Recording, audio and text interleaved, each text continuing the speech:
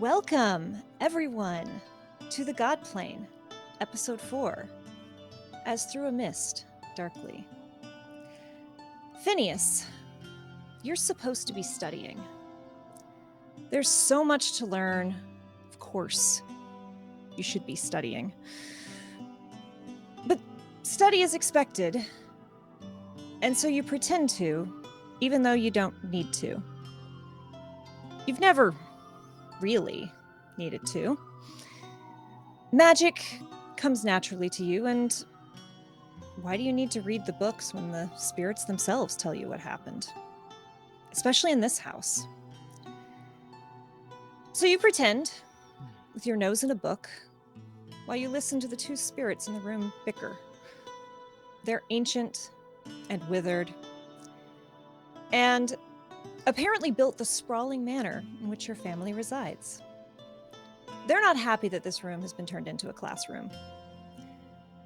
The man retains his decorum, but the woman apparently lost all pretenses of propriety when she crossed over, and makes a shockingly crude comment about your mother, whom she never, apparently, approved of.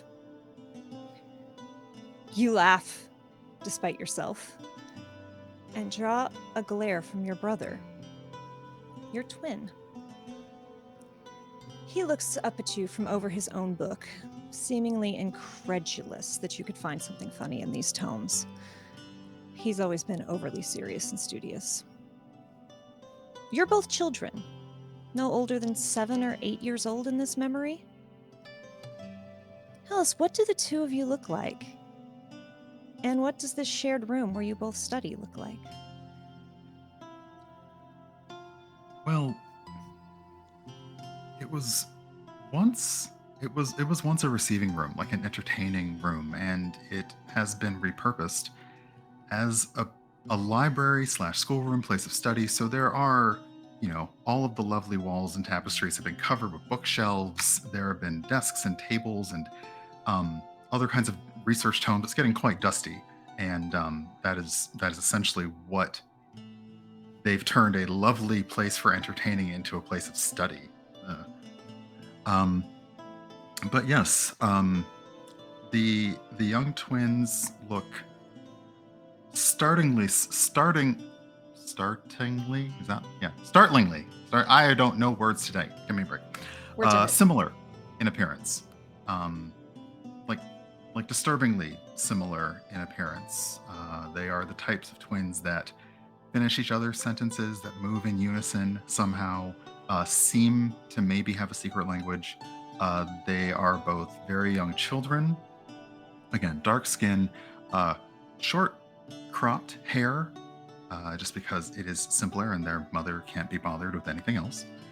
And both of them still dressed in finery, as befitting young people of a well-to-do family. And they are two just young scions of the Wakefield family, hopefully the hope for the future. Your brother frowns at you from over his book. What could possibly be so funny about the betrayal of the house on White Scales? What? It's not funny, haha. It's just I just thought of something that made me laugh. What? And he does that thing that he does, where he's clearly raising his voice and trying to cause a scene, to catch the attention of your mother. Which, of course, works. She pokes in her head from the other room. Damien, Phineas, why aren't you about your lessons? He's laughing, Mama! It's infuriating, Phineas. You're the better student. Magic comes as naturally to you as breathing. He has to work, to struggle, to even learn the basics. You just have to reach for it. And it's there. This just causes me to laugh again, uncontrollably. Do you see? Do you see? I'm sorry, Mama. I will be quiet and pay attention to my studies, and I will try not to disturb Phineas again, and I'll be good. See that you do. Mummy has things to take care of. She smiles mildly and leaves the room in a flurry of her skirts. Your brother waits just long enough for her to leave. And he's watching you with those shrewd eyes, even at this age. His face pinched. Before a smile breaks over his face and he leans in. Lord Whitescale lost his nose to syphilis, and his false one's very terrible, isn't it? It's not funny. Okay, it is very funny. It's not. No, it's. And you're the one telling Mama that I'm the one causing problems. You think it's funny too. I just think you should. It doesn't matter. And he goes back to his books. Phineas, I need you to make a Constitution saving throw. With disadvantage.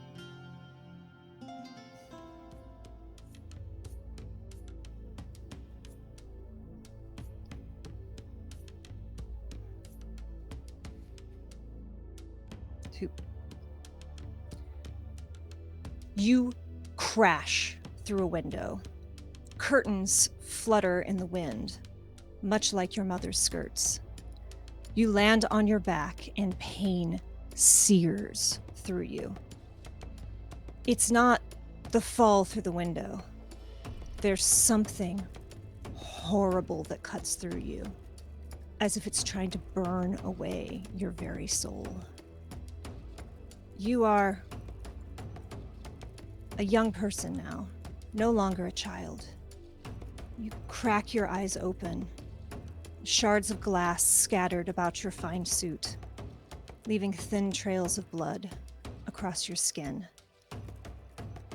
And you see your family standing in the window above you. Hate and revulsion are painted across their features. And that might hurt more even than the pain engulfing you. And you know that they see you. The real you. The one you've hidden away all these years. The night is dark and silent, and the moon is huge and oppressive, looming overhead, blotting out the stars and refusing to slip between the clouds. What do you do in this moment? Stare back up at the window. I make sure to note every single one of their faces, their expressions. I want that frozen in my memory for all time. They don't deserve my words. They don't deserve my pleading. I will not bargain with them. But I will not forget this moment, and I will make sure they pay. And scrambling to my feet, as dignified as I possibly can, I take off into the night, away from this place, and away from that family. You run, and around you, time blurs, passing in a haze with tinges of pink and green. You stand, fully grown and powerful, in your brother's home. You've been watching his movements and waiting for this moment. They've been working on something your family, your former family. Something big. Something that might alert them to you, and you can feel that if you don't act now, you might not have another chance.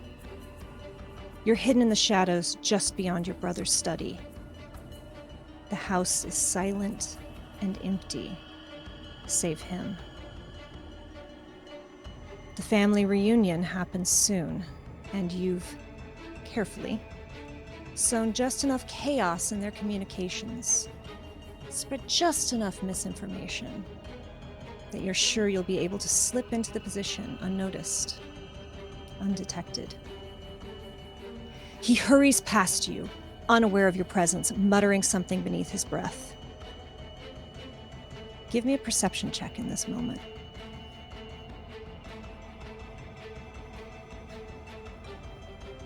"23." He seems agitated, distressed even. His motions are quick and jerky. You're never going to have a better chance.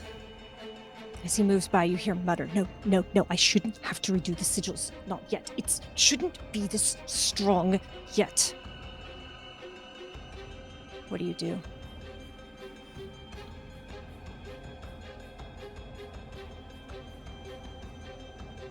Just loud enough to be heard, not leaving my position, I simply say, "Still having trouble with the figures, brother mine?" He spins, short cloak fluttering. And you see his eyes dart to the door again before back to you. He takes a half step back. You dare show yourself here again? Get out, you beast! "Beast? To think we grew up together." You had everyone fooled, but I always saw through you. You know that. "Always saw through you, you know that." You know how easy it is to play the game, to play along, to be the good brother? All I had to do was be you, just a little bit better. You see rage flash behind his eyes as you push that button that you know works. His hand goes back as he starts to gather magic.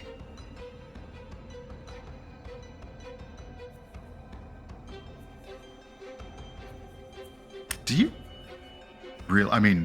honestly, this is highly amusing. Do you really think I'd come all this way if I thought you had any chance of affecting me or my plans?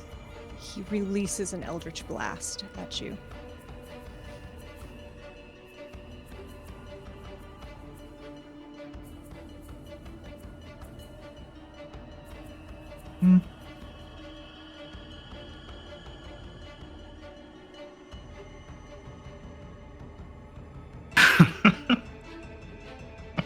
Stop laughing! You always laughed at me!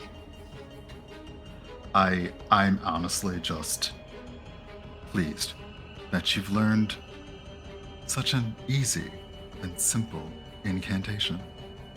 I'm impressed, really. I am.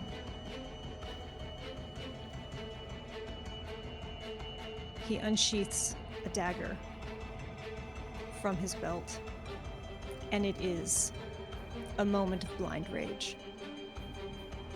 Even as he charges, you watch his eyes flicker again towards the study door before he comes at you with an overhand swing. It's incredibly sloppy. Having already doffed into an outfit similar to his minus the cape, Phineas, I mockingly pull a dagger out and just mirror this horribly frantic, rage-filled attack, just mockingly. Do you take the hit, or do you try and dodge it? Take the hit. This dagger cuts into you, And he's ranting and raving at this point. Stop it, just! How dare you come back? You're going to ruin everything! And he stabs again. This I would try to parry with my own dagger. Once was enough. So he comes in and you throw the dagger from his hand. He was never as good at almost anything as you.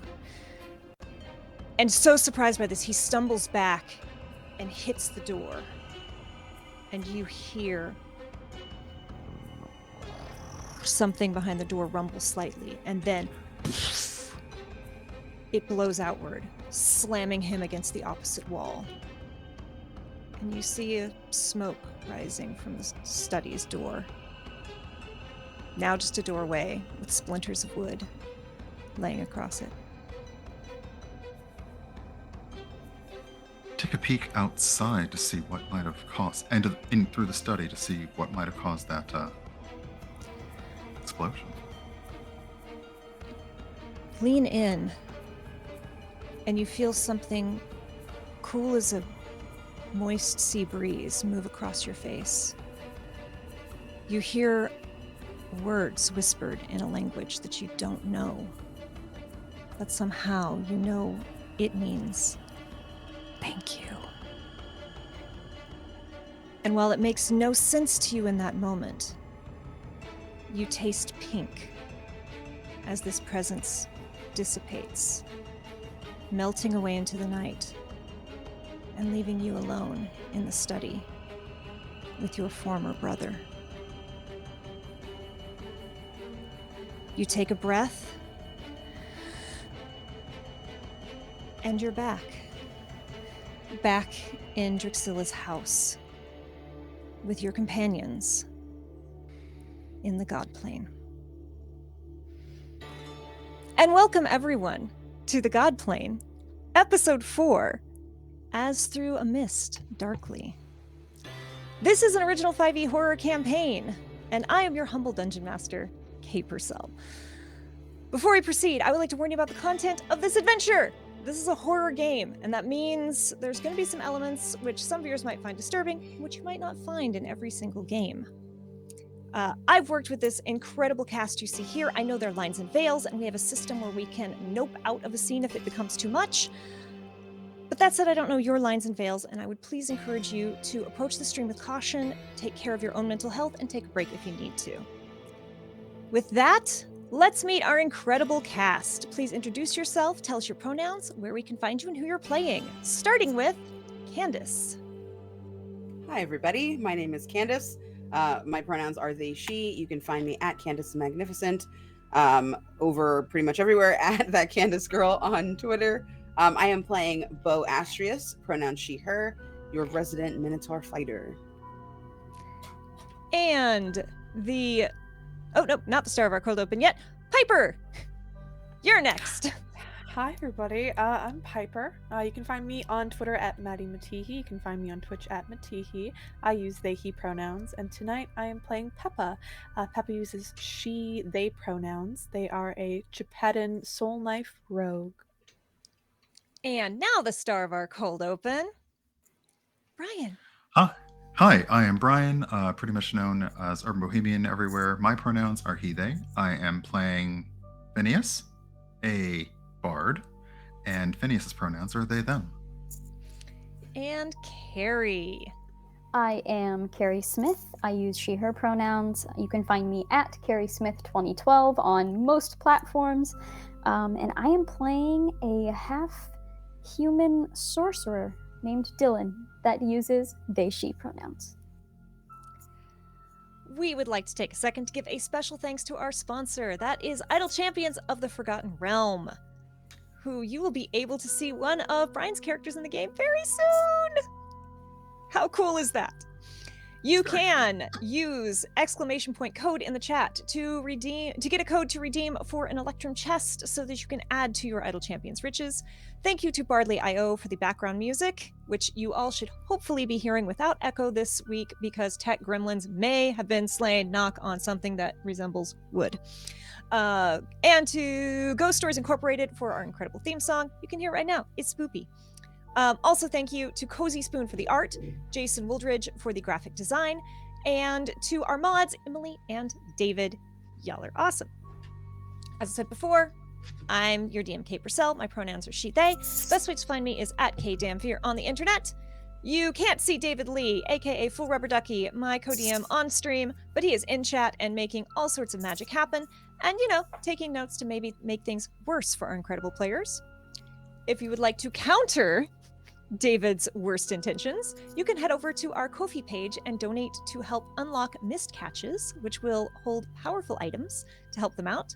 You can also use channel points to add +1s to rolls, or subscribe via Twitch, which will add 250 to our Ko-fi total. So thank you so much for donating and helping, for watching, for clipping, for chatting, for sharing, whatever you do. You're awesome. We appreciate you. And all the tips will be split among folks at the table. And we are ready to dive back into our game right after this.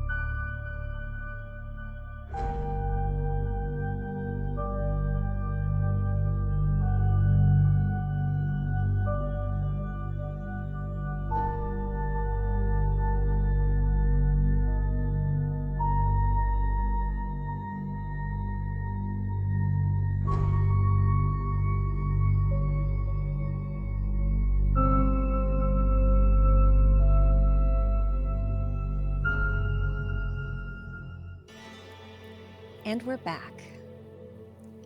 Our 4 heroes were summoned to the Godplane, the space between dreams, by Purcell, the voice and champion of the dreaming god. Our party has been tasked with stopping the nightmare which seeks to wake the god, which will end the dream in which they all apparently live, and cause everyone and everything our heroes have known to cease to exist. The party found themselves separated from Purcell and temporarily lost Dillon in the mists. Reunited, they sought shelter from the storm inside of a house belonging to one Drixilia, which she insisted was a safe resting place for dreamers. The warm, cozy, inviting interior quickly melted away, however, revealing a crumbling building filled with dust, cobwebs, and restless spirits, as Phineas would say. Each member of the party was tasked with a chore, and the party set about completing their tasks, but not without following the prompts of a giggling, ghostly child, and apparently they set something loose. Bo found herself charged with freeing a chained tree and ended up fighting against her own insecurities and self-doubt. Pepa, who was sent to mend a child's toy, rediscovered lost memories involving themselves and her fellow knights. Having completed 2 tasks and acquiring 2 of the 3 books Dillon was instructed to find, the party continues their trek through the house. So, party, what would you like to do? I feel like all the rooms I've chosen so far have been pretty terrible, so Maybe someone else tries. So we've covered the whole everything that's marked in the bottom floor. Yes. That is correct. I'm trying to see if I can re-throw up the I updated completely map. forgot where the map is. Yeah. I'm like, wait. Yeah. I didn't think to So- pull before we started. Room 17 is titled Lab, and that sounds terrible. But Oh no. I mean, we could rest too. we could We're rest supposed to There rest. Well, the compass. One of the safety needle arrow here. I'm sorry, my thing is there. It is one of the safety is indicating up. So perhaps there's a room upstairs that we might be able to find some rest in, and the other one is pointing down. And I don't really feel like we should be going to any lower levels of this horrible place. So, shall we investigate upstairs? That works. Sure. All right. So, and now I'm trying to remember my own house layout. You all make your way out of the children's area of the downstairs, past the ballroom, where you found the book and heard something moving about, and find yourself stepping into a stairway. Sorry, this is a very large document today because I don't know where in this very large house you all are going to go.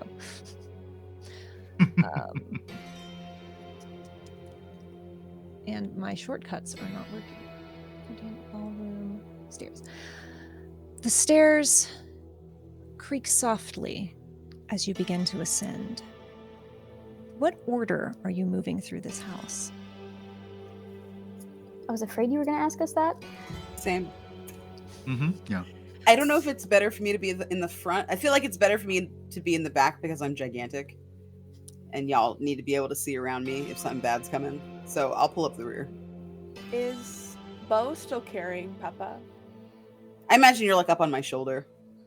Yeah, Peppa's just kind of sitting there. Just kind of holding onto your shirt a little bit. Their legs kind of spread and they're like holding onto it between their legs. I think if Phineas didn't volunteer to go first, Dillon would just walk. Even though...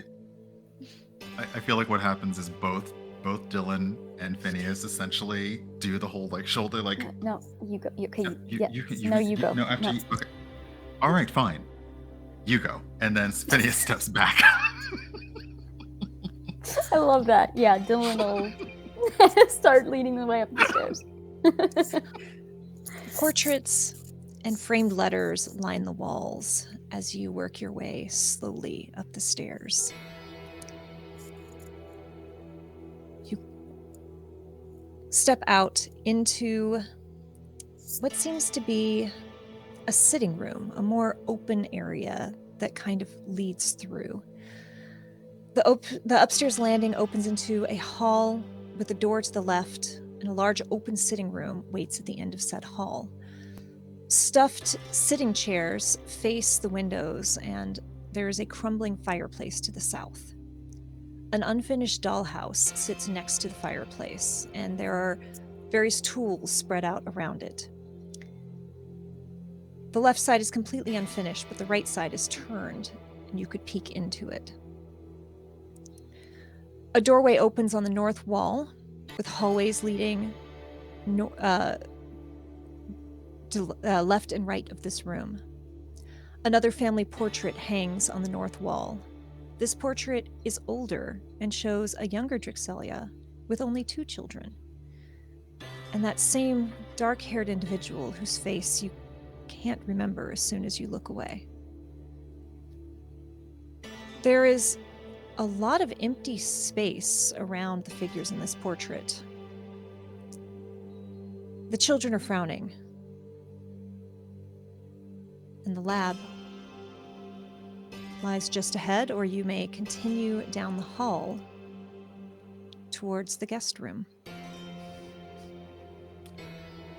Is the indicator, the upstairs indicator on the compass, is it now leveled out, or is it still pointing up? It is leveled out, and it's pointing down the leftmost hallway on the north wall.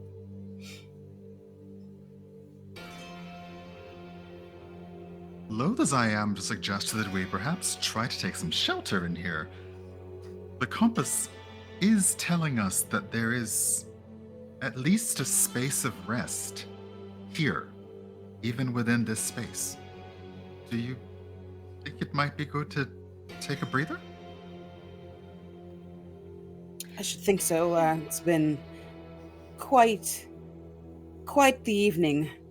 And Bo kind of like looks up, kind of at Pepa, seeing them kind of like lost in their thoughts. Yeah, Pepa definitely seems a few miles away most of the time. Kind of snaps and says, Oh, yes, I think having some sort of sit down, or I guess sleep, for the rest of you would be good.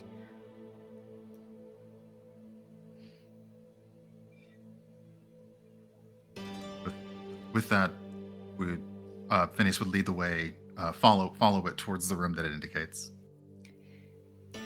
Conveniently, that it's not even the regular misty needle, it's that blue, pulsing, excited one. And it points to the very far back left of the house, the one which is marked as guest bedroom.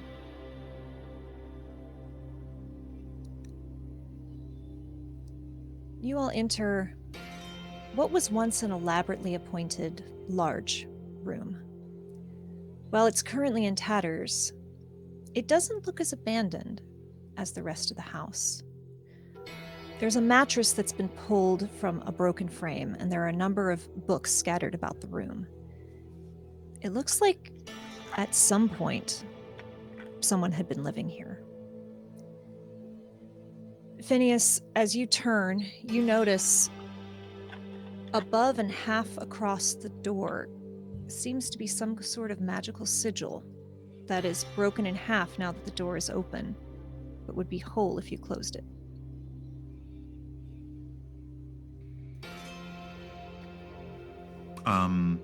Can I do an Arcana check to get an idea of what that sigil might indicate? Please.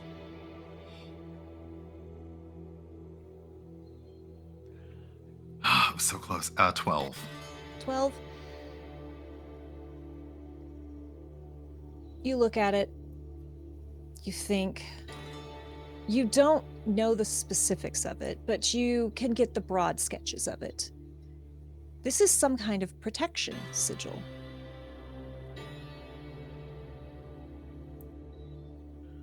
Well, if we did decide to stop here, I believe at closing the door. Also, is this the first room that we've seen with a door that isn't just like busted?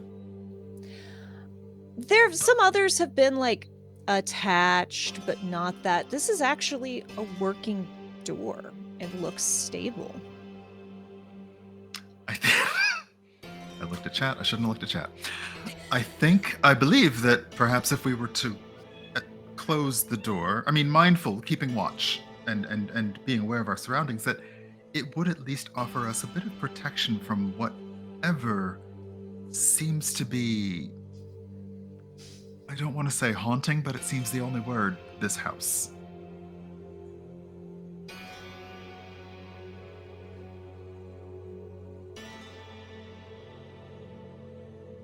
I can also keep an eye on the doorway while you all slumber as well.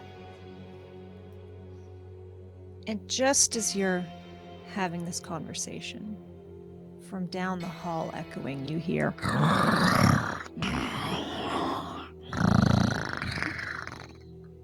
Dillon grabs the door and slams it shut. You watch a slight flash and sizzle of magical energy as the seal flares. And then you watch a light frame the door. And then vanish. That's a problem for later. And then Dillon turns around and just like face plants on the bed. Absolutely exhausted.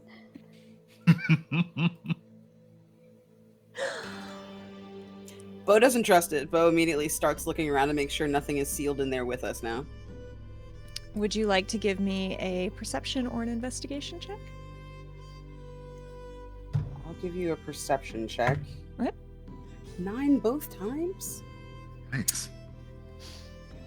13. 13. It definitely looks better than the rest of the house. That's not necessarily saying a lot. There is a bed frame. It is mostly broken. It doesn't seem to have bothered Dillon. That's fine. You find an empty health potion, like a bottle that looks very much like a health potion. But you don't see anything else that looks dangerous. Is there a bed big enough for me? There is one bed, but scattered around in all of this mess, you do see various blankets and bedrolls, like someone was staying here and didn't trust the bed. I feel that. Well, you guys all kind of see Bo like go and take like a bunch of like materials, and I'd like to kind of try, like, as a builder, I'd like to try and construct like just like a little like area where we can all like bed down and be cozy. Oh. Like a room enough for 3 of us, and Dillon is taking the bed. What role would that be? Build Comfy roll. roll. Whatever it Like- is in the background, Dillon's snoring already. Right. Like, I want to say dexterity, but it's like that's not how you build. So, you can do a survival. Give me survival plus your proficiency. 19. 19. You even managed to kind of drag the mattress over a little bit without disturbing Dillon. It's not hard to do. Dillon's had a really bad time. And really just make a little cozy space where you all can kind of, it's almost a blanket fort. Awesome. All right. I think it's best if we stick close together. There's been quite a shakeup. I'm really sorry I worried you.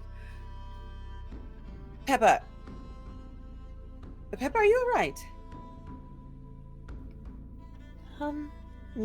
Papa just kind of nods slowly, looks up and says, Yes, I'll be okay. It is fine. I look to Phineas. Judging from how Pepa is, judging from how I am, the rest of the rooms we see today tomorrow, might do that to you. Just remember we're here if you can.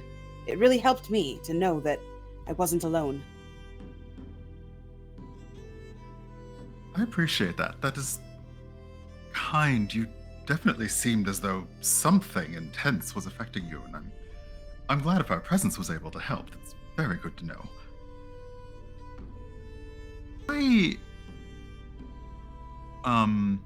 Since we appear to be bedding down for the night, I would like to use one of my class's features and tell a tale from beyond. Ooh. And it's really you reach out to spirits who tell their tales through you while holding your spiritual focus. So Phineas kind of figures out the most comfy seating space because they're probably going to pass out soon as well. So may as well, support the back and the butt. Let me see here. I must roll a bardic inspiration die. Where's my 8? There's my 8. 6.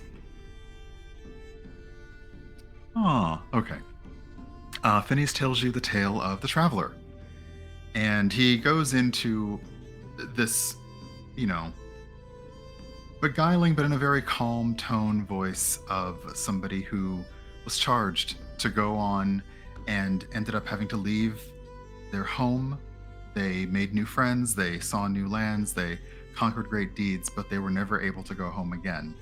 And the practical application of this is later on I can do things with later on. So just trying to use that feature because it's cool and I never get to use it. Remember, that was a 6. So it's the traveler, but not the traveler. All right, I see.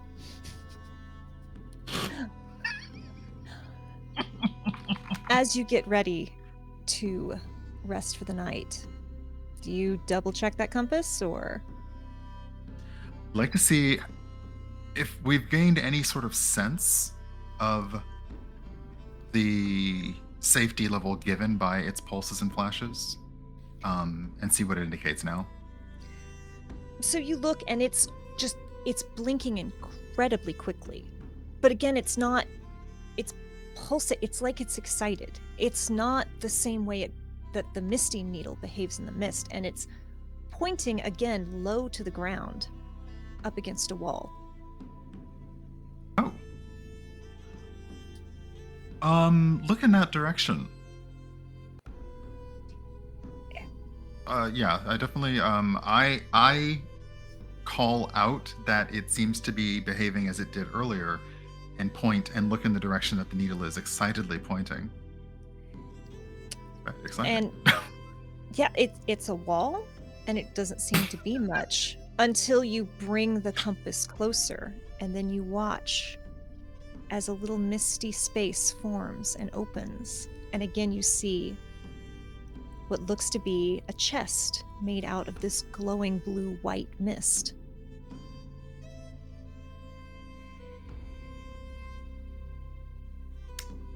Well, the last time this happened, there were good things inside. So I still would turn to Pepa and say, could you maybe just take a look, just to be sure? Oh, of course. And Pepa toddles over, takes a peek. It's trapped at all. Investigation, please. Of course. That is. Oh, that's really good. Don't think I'll need it, but that's a 18. You're looking at this, and you've seen one of these before now, because before it was just so weird. You couldn't really wrap your head around it. Looking at it this time, it occurs to you, this chest not only can't be locked, it will only open for those it's intended.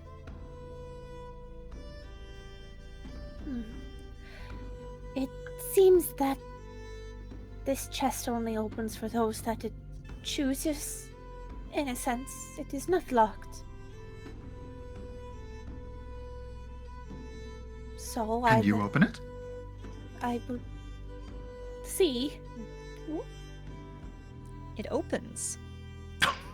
And inside you find another one of those bottles filled with this beautifully swirling mist. This is one greater healing potion, healing shard. Again, please mark it differently than any regular potions, which you may have equipped your characters with before coming in. You also, anyone who looks in, understands something. There's another item in this chest, and it will not take shape until the person reaches in and takes it. But that item will form to whoever reaches in and takes it.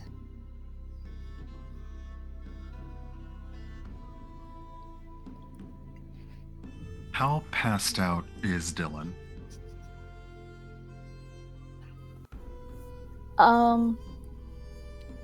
I mean, well, so when Dillon sleeps, she looks dead. So Oh, I no. feel like there's no way of really knowing. Dillon? I think Dillon died again. Well, I think this is how they looked when we found them out in the. It's true, I did think they were a corpse. I'm getting the feeling it's hard to tell. So, Phineas will bring the chest over to where Dillon is sleeping and Kerri, with your consent, Are we going to weaken kind it? of gently lift Dillon, because Dillon's had a hard day. Into the box. Gently lift their hand into the box to kind of get it near the item. Bo, you're watching this, and you hear a slight little snicker. Who's a there? snicker you haven't heard before. Hello? And you turn and look, and you see a little purple cat made of mist. What are you laughing at? Rude. At this I point, kind of like look back at like the shenanigans that are happening and just like ponder the cat for a minute quietly and just watch them do their thing. Dillon wakes up and doesn't realize where their hand is and just looks up at Phineas. What are you doing? Oh, you're awake. Lovely. If you could just close your fist a little. Look over. This is the first time Dillon's seen one of these things and like feels something inside and will just instinctively, I think, like grab it and just pull. There we go. It's okay. It's usually something that's useful. Usually? Yes. Dillon, you pull your hand back, and within it is a piece of paper. When you lift it, the weight and texture of it feels eerily familiar. Immediately, you recognize it as a page torn from one of your favorite books. When you unfold it, you see that this paper is completely blank and unremarkable, but otherwise identical to a page torn at the edge from where it was removed. What was your favorite book growing up that this just feels like? I think Dillon's favorite book growing up was a book about, we'll say, a group of heroes called the Heroes of Old. And they were, a group of heroes that saved the world from like a draconic apocalypse or of some sort. Just as soon as you are like, this is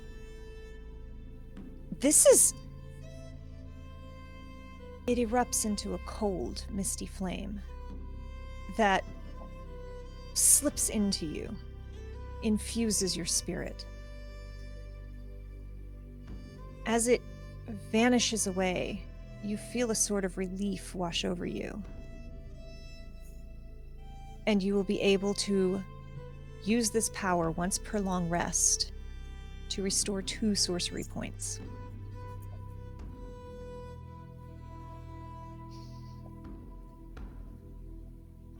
And with this, even with the distraction of the cat, Bo, you suddenly remember the sword that you found last time. I was just about to say that. I see Dillon kind of turning this page over in their hands, and like I kind of shake the thought of the cat and grab like kind of for the sword. Like, what in the world was that?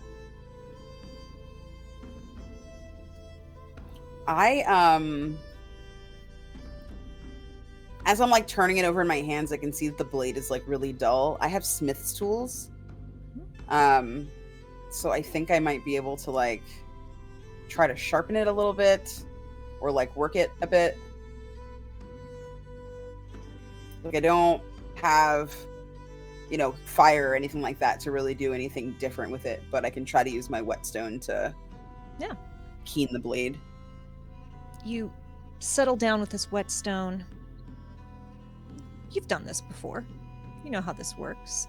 And you start to press it to scrape it down the blade, and the blade fuzzes to mist, and the whetstone just passes through it.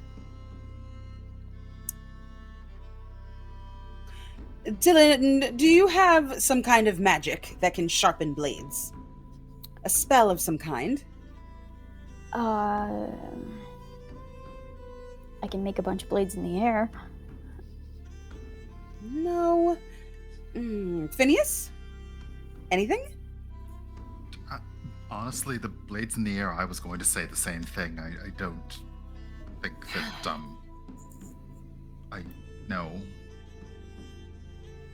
And Pepa has mind shards, or psychic knives. Yes, it's Essentially, ephemeris. yeah. Sorry. I mean, do I at least look cool when I'm holding it? And like Bo does like a cool pose. Slippery. Very much so. You look striking. It suits you. That can't be all this is good for. Have you tried I to mean, use it is as Peppa says, it is a sword meant perhaps to be used. Not that I would want there to be anything that we would need to use it on at the moment. If anyone would like to make a history check. I kind of look at it again, and as Phineas is saying that, I'm like, oh, maybe it's meant to kill things. It's made of mist. Maybe it kills mist creatures. I did see a small creature. I don't know much about them, but I'm pretty sure it's called a cat. It's purple, and it was laughing at me, I think. I've been told I'm not quite funny. I think he might have been laughing at the situation. Do you know this cat? Yes, I've seen the cat and spoken to the cat before. Does it mean harm? I do not think so. It was actually, I think, the cat that helped find you, Dillon. Sounds like a friend, but... So you found another creature here that's willing to help us. Yes. And you didn't think to mention that to us? Sorry. It said not to tell so. I'm so sorry.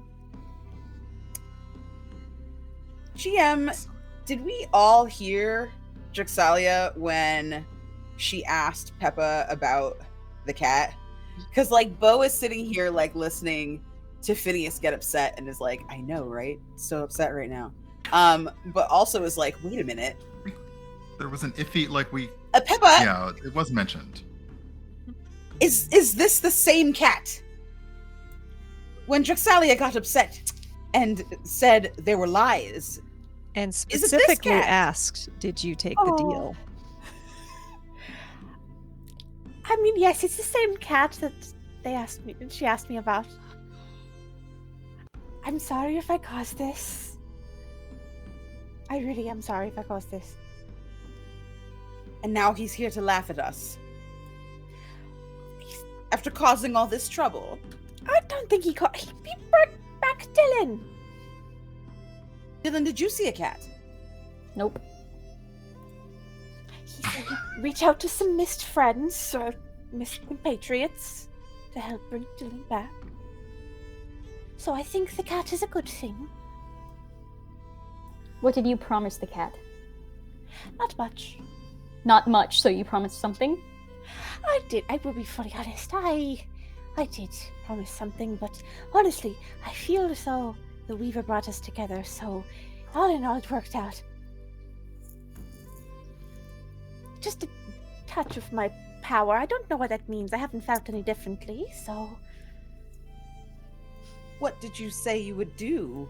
Or give? I just wanted some of my power, and I said yes. I'm sorry. It all worked out in the end. Dillon's back, and that's all that matters. I look at the other two of my companions. let's keep an eye on Pepa, because this cat did not seem to have good intentions. He was laughing at. He was not laughing with, and I understand that that is the difference between a friend and a foe. When your friend laughs at you, it's because they're your friend. But I don't think this cat is my friend. Pepa, you absolutely see a little purple cat directly behind Bo, mimicking everything she says. Do Phineas and I see it? No? See Pepa just lean their head to look at it. Gone. Oh my goodness. May I make a perception check, please? Yes. It's not about what's happening exactly in this moment. Of course. That's a 16. Has Phineas noticed Peppa's newfound freedom from her string?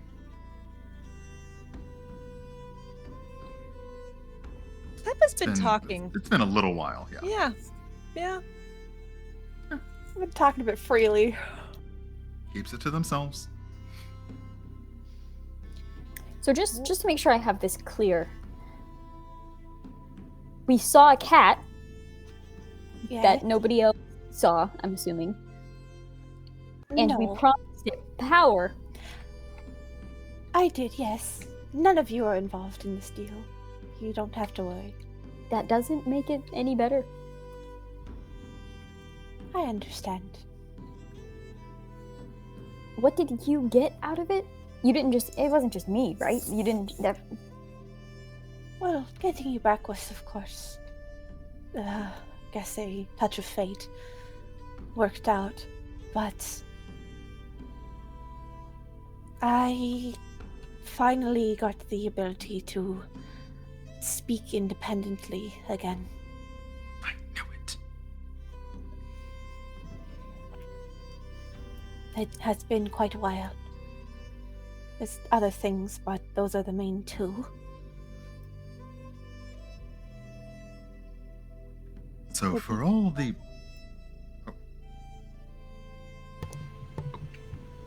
for all the deal you made, we don't even know if your feline benefactor was actually responsible for finding Dillon at all. I have a feeling that he was. And whatever stuffing's inside me, I think he did. Did he give you his name? I gave him a name. Lancelot.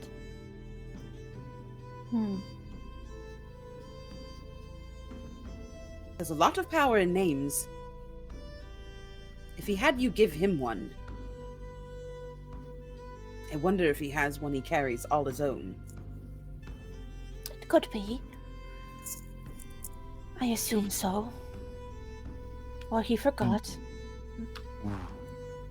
Did he take your power already? I do not know. I have not sensed a difference. Did he say what he wanted to do with it? No. I understand this might be a bad idea, and probably was a huge mistake, but honestly, I do not know what the end game for my own self is. So I'm just trying to take everything that falls into my lap. Well, all in all, Dillon is back. And you do have a bit more freedom. Let's just all agree to be honest from now on. If I see the cat again, I will let you all know. Quickly. Alright, I'll be honest. What about the rest of you? What's between Dillon and Phineas? Well, yes, obviously. Honesty is clearly the best policy between, I guess we should say, travelers such as us. You're in a strange situation. We'd like to complete a task so we can go home. So it only serves us better if we share information about everything we encounter. Yes? Yeah. When Bo hears the pause and Phineas say travelers, she like looks back down at her sword and starts trying to pay more attention to it.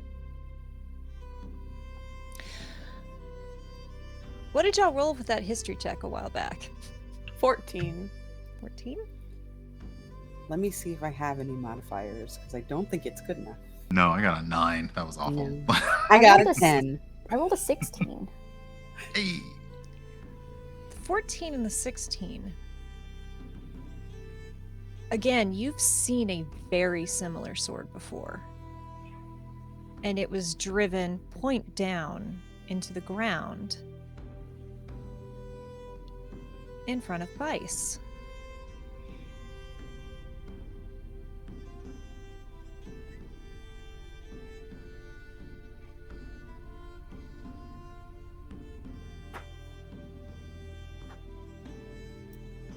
Do you think if you take that sword, Maybe drive it into the ground? Would that help?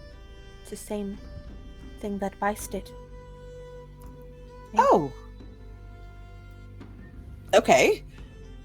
And Bo like kind of steps back and like tries to find a place that looks kind of out of the way, that she can just kind of plunge it into the ground with all her might. Yeah, you step back and there's a space far enough from the little tent fort that you've constructed.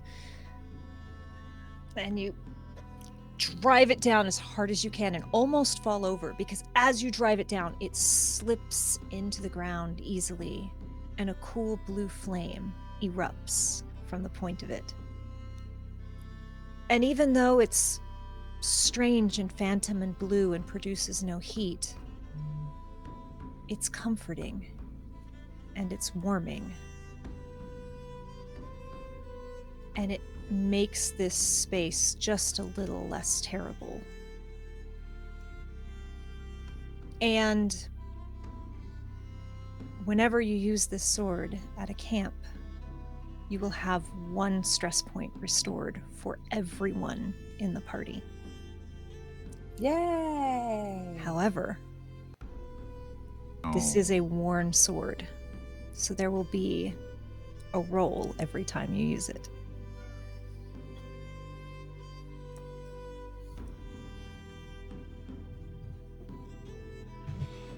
In the light that's glowing, Bo kind of finally has a moment to catch her breath and think again about the experience that she's had so far.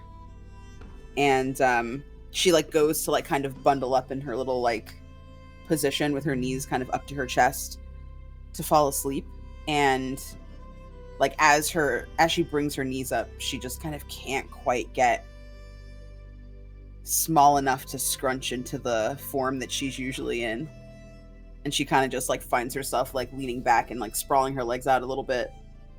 She leans like back up against the like kind of backboard of this little like fort, and just hugs her arms closer together, but legs are splayed and like her hooves are kind of like kicking and stuff as she's trying to rock herself into a comfortable position.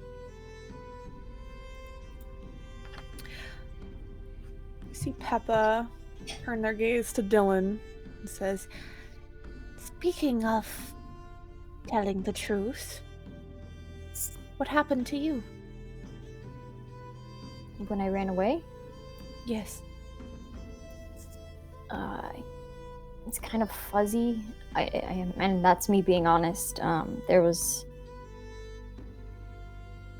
I just felt like the mist was out to get me. And I was alone, and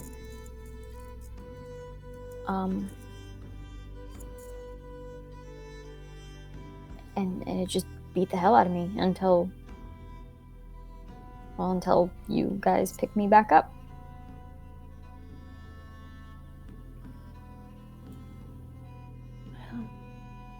I'm glad we were able to find you, or you find us. Me too, I think.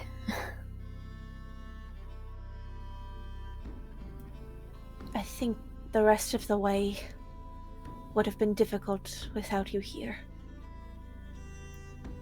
Well, let me find that third book and we'll see if you're right. All right.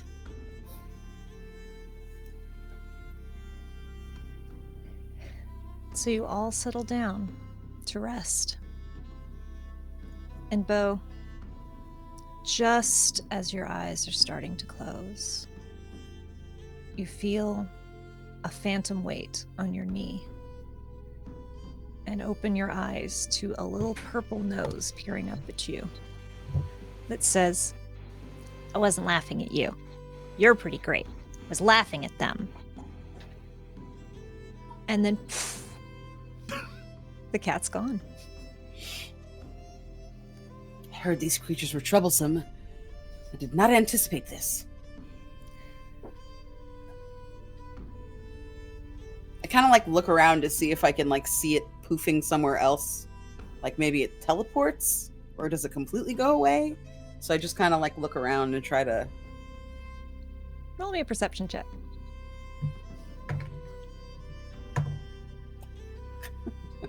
Thank goodness for advantage. Natural 20, so a 24. You look and you squint and you lift up a blanket. You don't see it. Do I see Pepa looking sort of awake still? Pepa cannot blink, has just button eyes, and does not sleep. Pepa is sitting upwards, actually kind of looking at everybody, like sitting by the door, just kind of very slowly rocking back and forth. Pepa, I don't mean to interrupt your reverie, but did you see it? What? That cat again. Oh, he's here. He was on my knee just now. He said he was not laughing at me. He was laughing at all of you. Well, we were attempting to put the sleeping Dillon's hand inside a box to grab an item, so fairly funny, probably. Okay, that was kind of funny, yes, but... Yes. Then he vanished just as soon as he came. He's very rude. Oh, quite so. But... I saw him earlier behind you, mocking you while you talked to me. He said he wasn't laughing at me. Well, he wasn't laughing, he was mocking. That's somehow worse. Oh, I apologized. I'll tell him off next time I see him. I know you say that your friend means well, but we'll see about that. Like, Bo kind of like kicks her hooves out. She like stomps back over.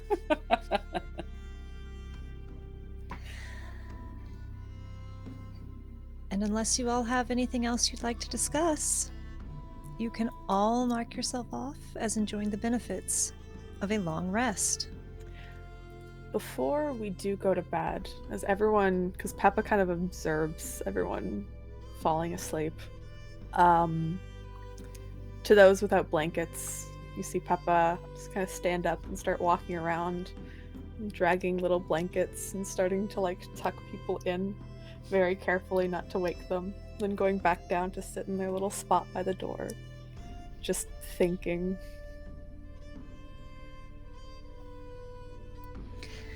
Now, normally, at this point, to see how you fared during the stress of the day before, you would roll a stress check. But the campfire sword has given you all a level, so you're all good. When Kerri returns, Dillon will also have regained their stress level. But as the morning comes, you all wake. Remove the cat from your chair. And you are thirsty.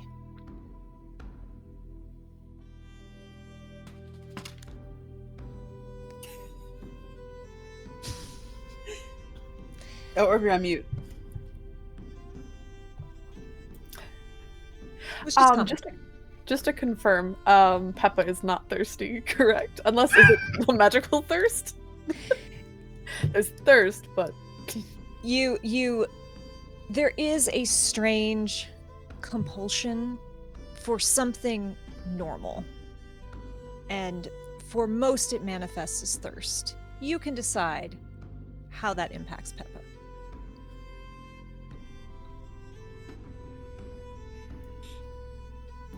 I think they just feel very empty inside currently. They just need something comforting to fill the void. And you all have the water skins, which Purcell gave you.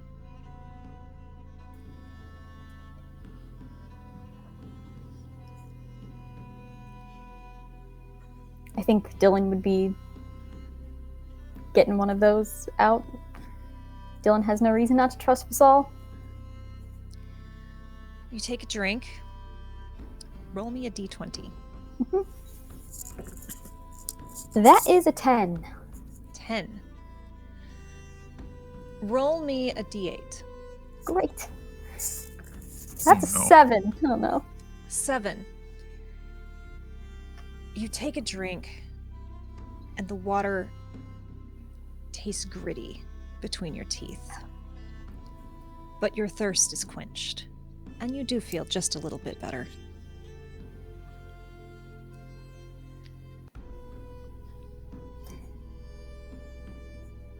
Kind of looks in it for a moment and then like puts it away.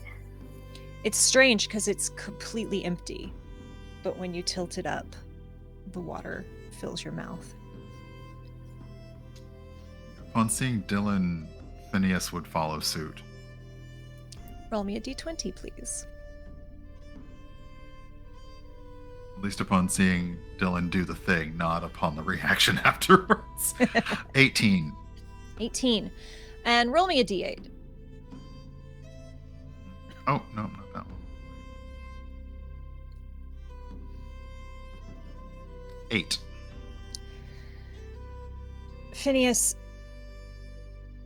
the strangest sensation happens because at once, at the same moment, you feel better. There is something normal about the act of drinking, and you feel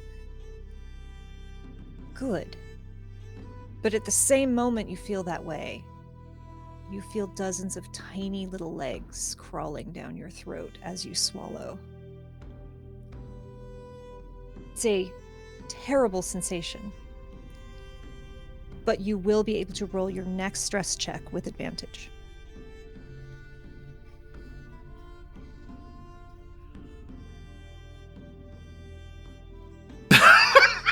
Sorry, that is really good.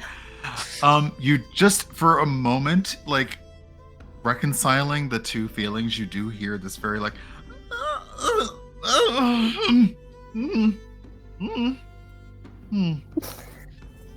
Are you alright? Are you okay? Yes. Yes. Yes. Yes. Yes. Drink with caution, I guess would be the thing I can say. Thank you for the indication. Pepa will very carefully tilt theirs into their maw. A d20 and a d8, please. Okie dokie. Oh no. D20 is 18, D8 is a 1. So 19. It's very strange for you because you don't really taste in this form, but you're aware of a sour flavor as something lumpy hits your tongue as you drink the water, almost like a curdled milk. And even though this sensation is terrible, even with your advantage of not tasting, it reminds you of being back in your own skin, in your own body, and you will roll your next stress check with advantage. We're probably like all watching after Phineas's reaction. Like, Yeah, you see their like large mouth kind of just like close, and it's just like a line across their face, just like slight little dimples at the edge. You say, I am glad I cannot taste, because I feel like that would be disgusting. Bo has a really gigantic, oversized frown on her face. And, like, she's holding the flagon or whatever, the skin, and, like, cups her big, soft hand and pours some of the water into it and tries to, like, lick it up in her hand rather than, like, going straight for the mouth of the thing. D20 and a D8, please.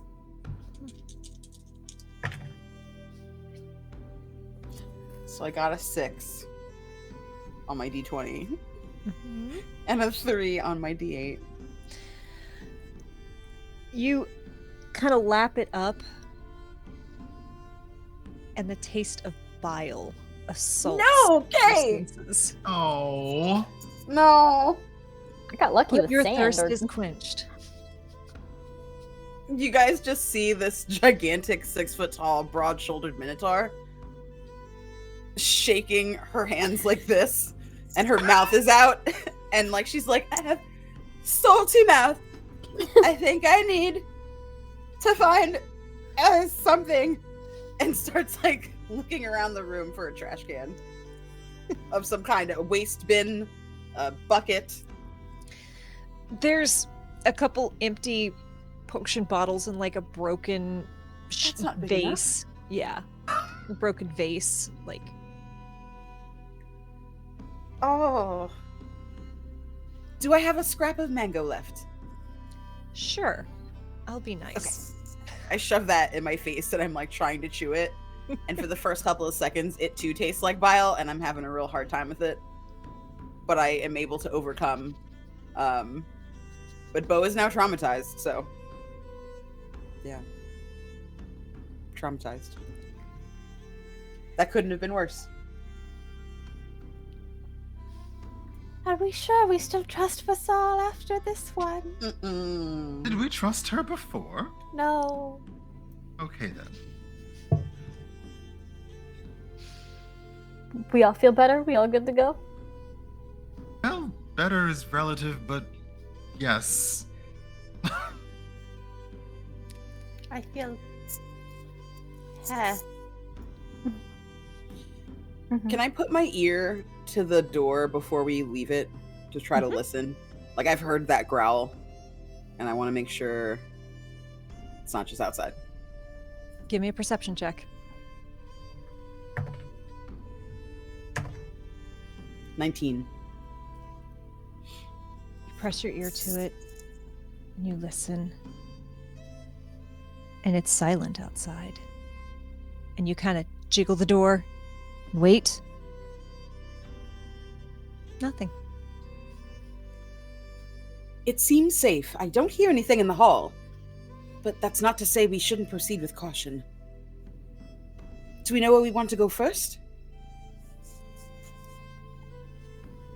Well, I believe the lab is nearby. We might try that.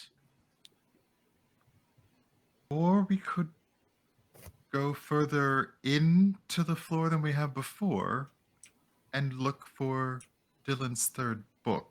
But the lab is right here, and it is near the stairs in case anyone needed to make a fast retreat. Good point. Let's go to the lab. All right. Oh, I have a question. Mm-hmm. Is the painting on our way to the lab? Hold on. You will step out into the hall, and you can like look this way at the painting, and then you'll kind of turn to the right and then go in the lab. So yes-ish. Okay, so on the way, I want to kind of study the painting just for a couple of moments before we step into the room of the lab. Specifically, the little edges around it that seem empty, like Okay. that seem like they're not supposed to be there. So, before you leave the room, who takes the sword? Roll me a d4. 3. You will have 2 more uses of this sword. Okay. Who That's fair. opens the door to the guest room? Can I? You'll know why I'm asking this question. Can I do some sort of like arcana-based perception for the growling to make sure it doesn't maybe feel near to me? Yeah. Give me Arcana. Okay. It's a natural 1.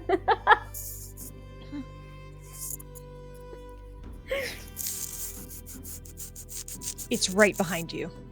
So, you see there's a moment of, like, I grab the door handle and then I just feel like this growling right at the back of my neck. And you see Dillon probably move faster than you have seen Dillon move. Spin around with, like, flames already, like, you know, up in their hand. Wild eyes, and just spin around really quick. There's nothing there, though, I assume. No. Are you all right? Sorry. What is... I thought I heard something. And then I'll just turn and open the door to avoid this conversation. As you open the door, roll me 1d4. 3. 3. You'll be able to use this room. This sigil will hold for 2 more rests. You all step down into the hall and head back towards the south end of the house where you came in. How are you all moving? What's your order? Well, I'll bring Dillon up the opened the rear door, again. so I'm like, you know. Do you want me to go first to keep eyes out, or do you have this Dillon? I can go first. Okay, I'll be behind you.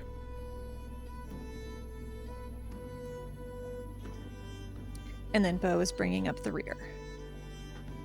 I take out the chisel from my mason's kit, my mason's tools, like ready to be like to scrape up little bits of this painting if I need to. All right.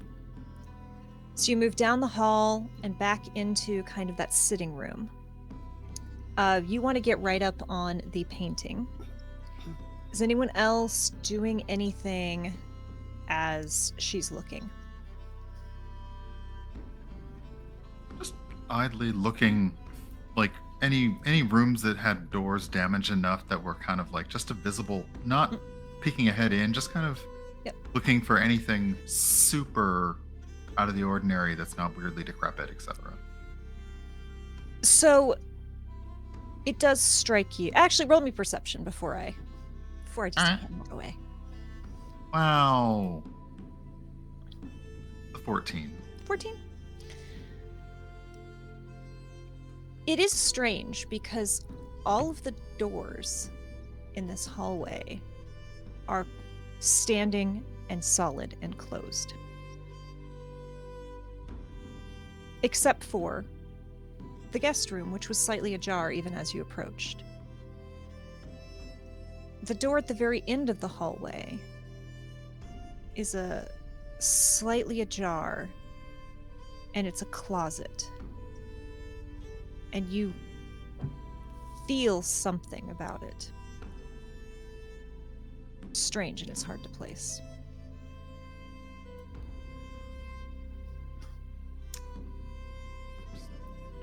I would nudge the door a little further open with my foot just to kind of look at the room again, the closet. You peek in, and it's an empty, enclosed little room. It's not large. And suddenly, you're inside it, facing the back wall. Ugh. It's dark all around you. And the rest of you hear a door slam. What was that? Phineas? Phineas? Phineas starts, well, for what they can tell is a flat surface, and starts banging on it. You start banging. The rest of you can hear people calling your name. You all don't hear the banging. And Phineas, you turn to face the door, and it's a wall. You keep turning, and it's a wall.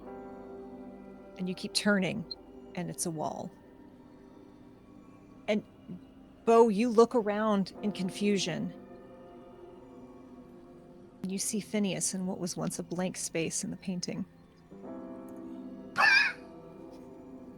Oh. Well, that's not good.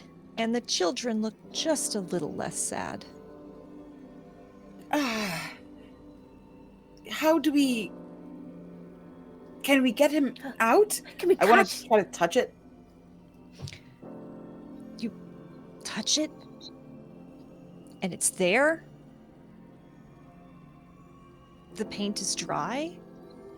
Even the portrait of Phineas in there looks as aged as the rest of the painting. Pepa takes out a real dagger, just kind of slides it out, and is like, Should we cut them out? Just cut around them. I mean, if we destroy it, will he stay in there forever? I don't know. I don't know magic paintings. All Dillon, right, let's give them a moment and see if they can get out on their own. maybe. But let's keep the just- dagger handy. Keep the dagger handy.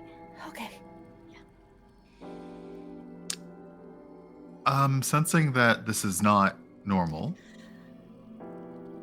I'm going to, I don't really have detect magic, so I'm just going to try and get kind of maybe an arcana feel to figure out if this is a puzzle, maze, or trap. Oh, come on. That's a 2, so it's a 9. 9. You are reaching out with magic, and I mean, this whole house has a strange kind of magical buzz, terrible magical buzz to it. And you turn for the third complete circuit, and you're suddenly looking down a hallway that stretches into darkness. It's lined with portraits, fading off into the distance.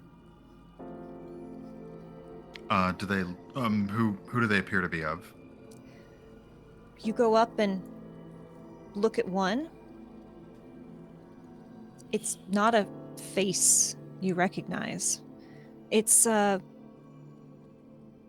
woman. You look below, there's a plaque that says Jennifer Weathermay Foxgrove, the human wizard.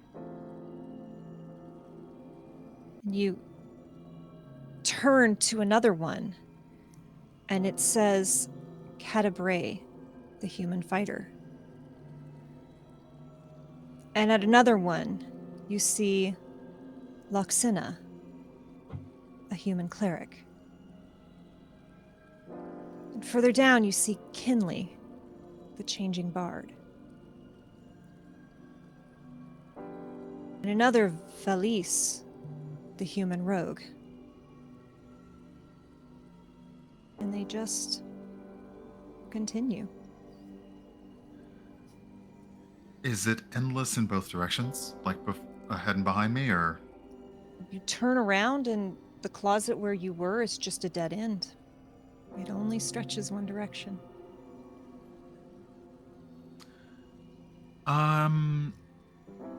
Phineas pulls out the compass to see if it can give any guidance to get out or away from here, or if this is where they're supposed to be. There is only one arrow now, and just as before, it's pointing down.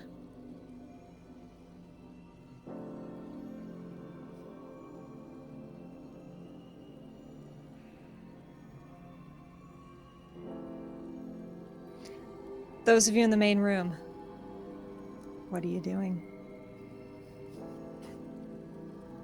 I'm trying to remember the last place that I saw him standing. Like, I'm feeling along the wall, knowing that I saw him vaguely in this area, and trying to use, like,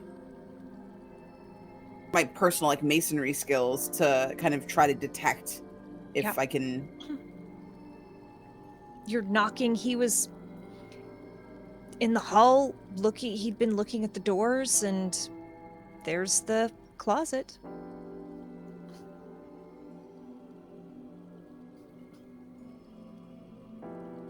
I open it up. Do I see anything inside? You find yourself standing at the back of the closet, your nose No! pressed to it. Those of you in the main room see Bo standing on the other side of Drixalia and the man, and the Dillon, children like, smiling. flops their hands and just looks over at Pepa. What is with all of you and having to touch everything and investigate everything? Now we're As both in you- there. I don't know. As you do this, you fling your arm in frustration, and your boot kicks the dollhouse sitting at your feet.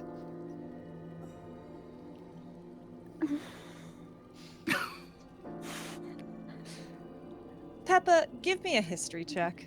Oh, I'd love to. As What is this time? Dillon looks down at this house and looks away in frustration. 17. You suddenly remember that eye, that spotlight that was upon you, was crimson red. Look up to Dillon's eyes. Just look up. This is similar. What? Yeah. What? You're freaking me out. What? Sorry for staring. That's all I could do. Were you staring at us while we were inside some sort of dream dimension where we were in a play? No. Why do you ask? Your eyes matched the eye creature that followed us and put a spotlight on us.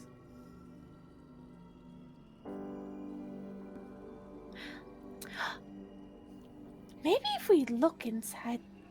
How destroyed is the dollhouse? You look down at it.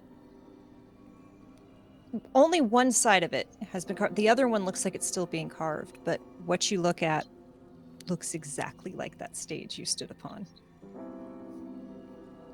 And that strange little box is even there. Oh. Dillon, maybe, okay. This is an exact replica of the stage that we went to in one of the dream realms.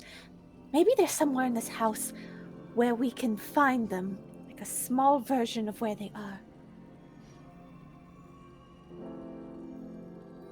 Another house, or maybe the playroom. I mean, surely they're not in there right now, right? And Dillon looks in. Dillon crouches down and peeks in. It's just an empty little house. There's strange dressings that don't look like anything you've seen before. And as we all ponder this situation, we're going to take a 10-minute break. And we will be back very soon. Thank you all for hanging out with us.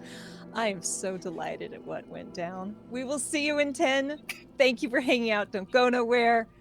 We still got 2 trials to go through, y'all. We will see you soon.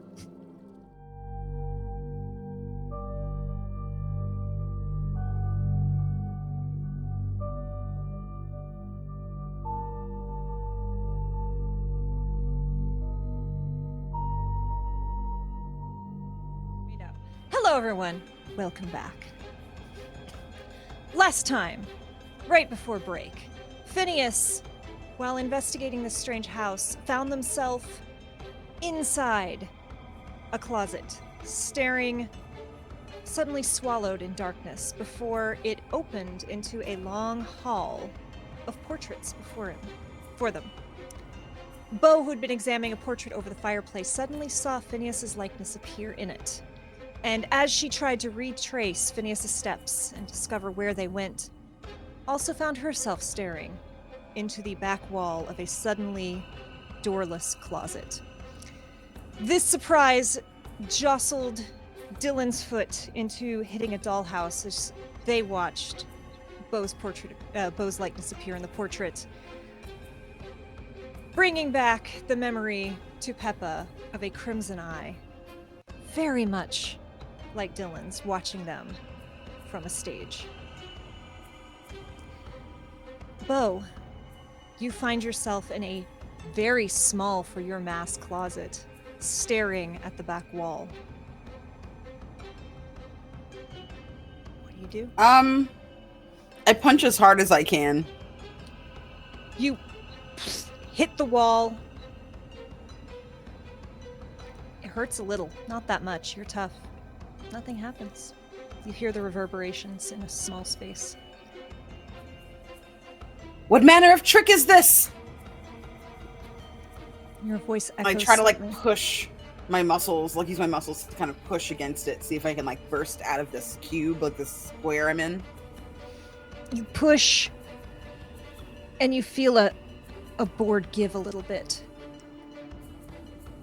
And you back up and adjust your bulk to peek down through. And you see, through the hole, a long, empty hall lined with portraits. I try to make my way over to it and try to just get through. You can just turn around 3 times, you know. You hear a voice from your shoulder as a little purple cat perches there. You again! Are you why I'm in this room? Oh, me? No. That's just what the closets do here. I'm just here to be a friend. 3 times, you said. 3 times. I do it. You stare at a wall,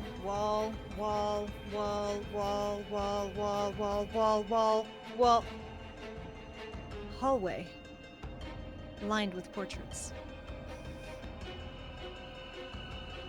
None of these people seem familiar to me. Do you know them? Are they friends of yours? Couple of them. They're dreamers who came before you. Oh, I see. That, Do I have- And he kind of points to a portrait of a kobold. that's Dibs. He made the deal. And he's gone. Can I take a closer look at the portrait of Dibs? Dibs. Yeah, I want to really look at it. It's a little kobold, blue with black flecks and little bitty tiny wings, looking very proud. Also small. It must like small things. I'll have to tell Pepa. I just kind of keep walking, looking around, trying to figure out what's up. You walk through the darkness, come across more names.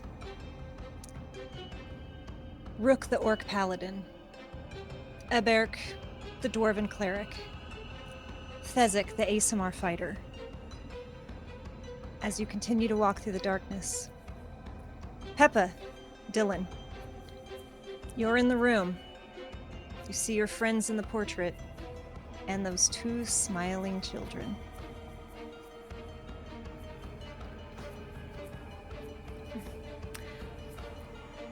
Should we take the portrait with us? To where? To to maybe the playroom to try and find a miniature version. Maybe we'll see like doll versions of them as well. I don't know.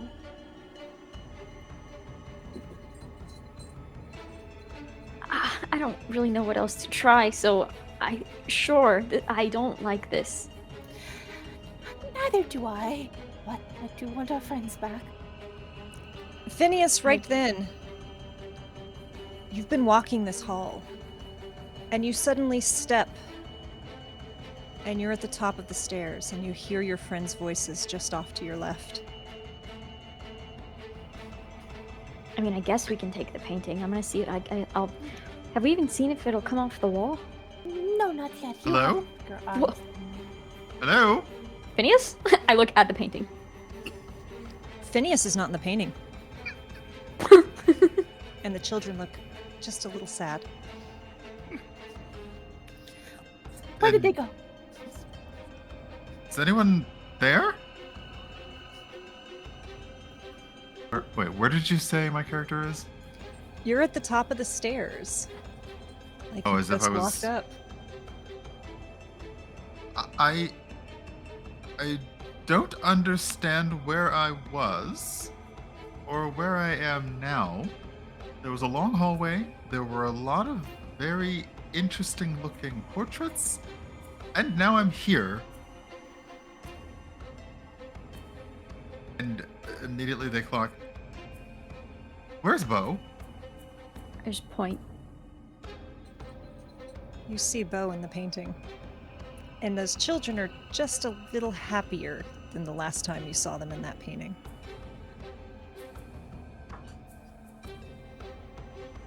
So, do we take the painting with us? I don't know.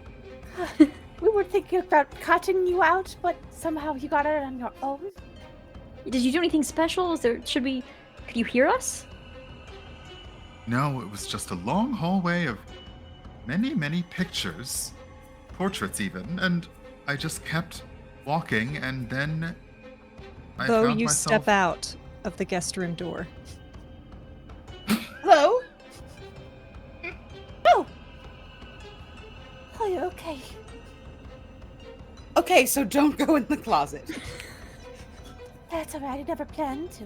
I can assure you I never plan to walk into a closet again. Quite unsettling. Did you cut us out of the painting? No, you just arrived. If you look at the painting, Bo is gone, and the two children are frowning deeply. Pepa, not to worry you, but it seems that cat likes to target small creatures that have blue on them. And you seem to fit that description, as did Dib the kobold. I think he too was a rogue. Maybe Lancelot has a type.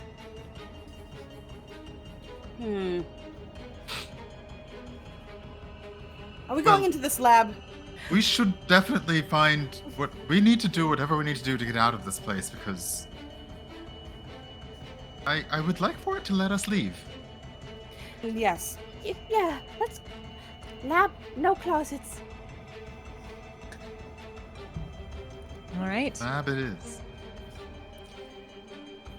It is just a short step back towards the stairs where you just came from, Phineas. And to your right is the door to the lab.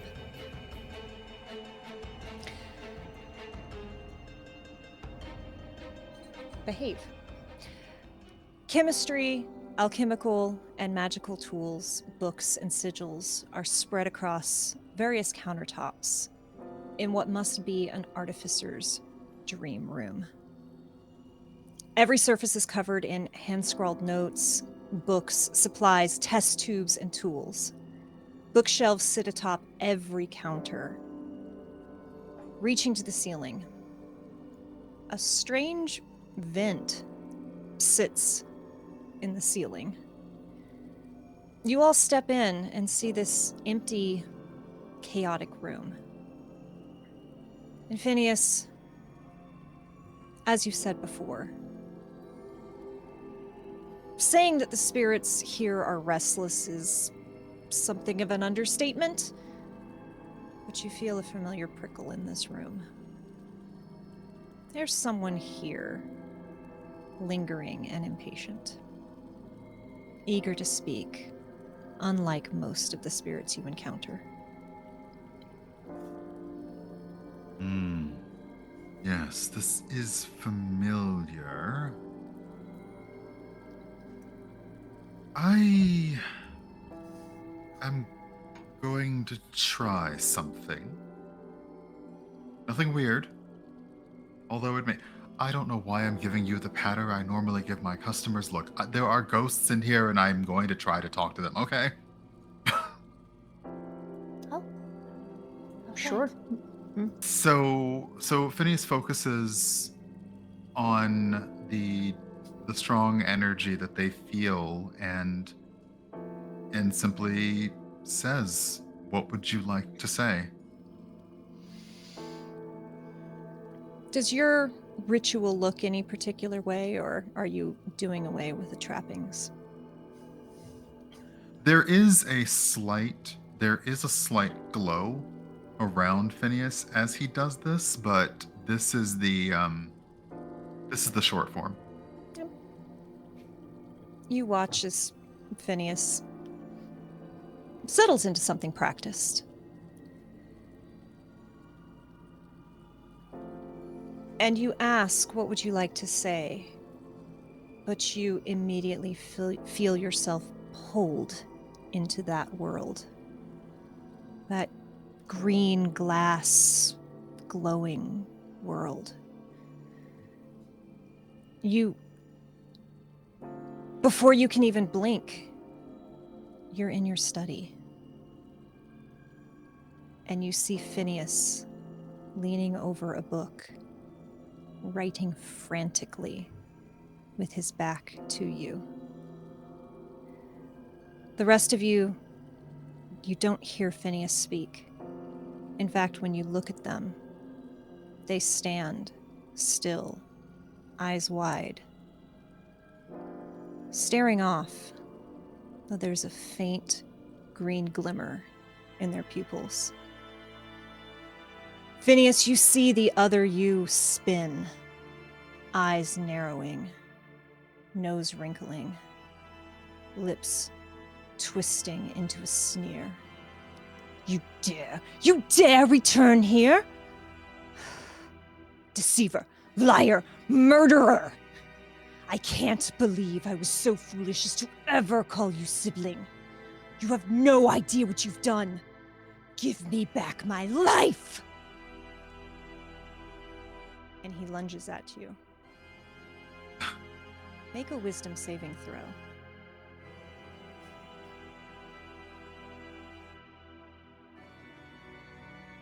19.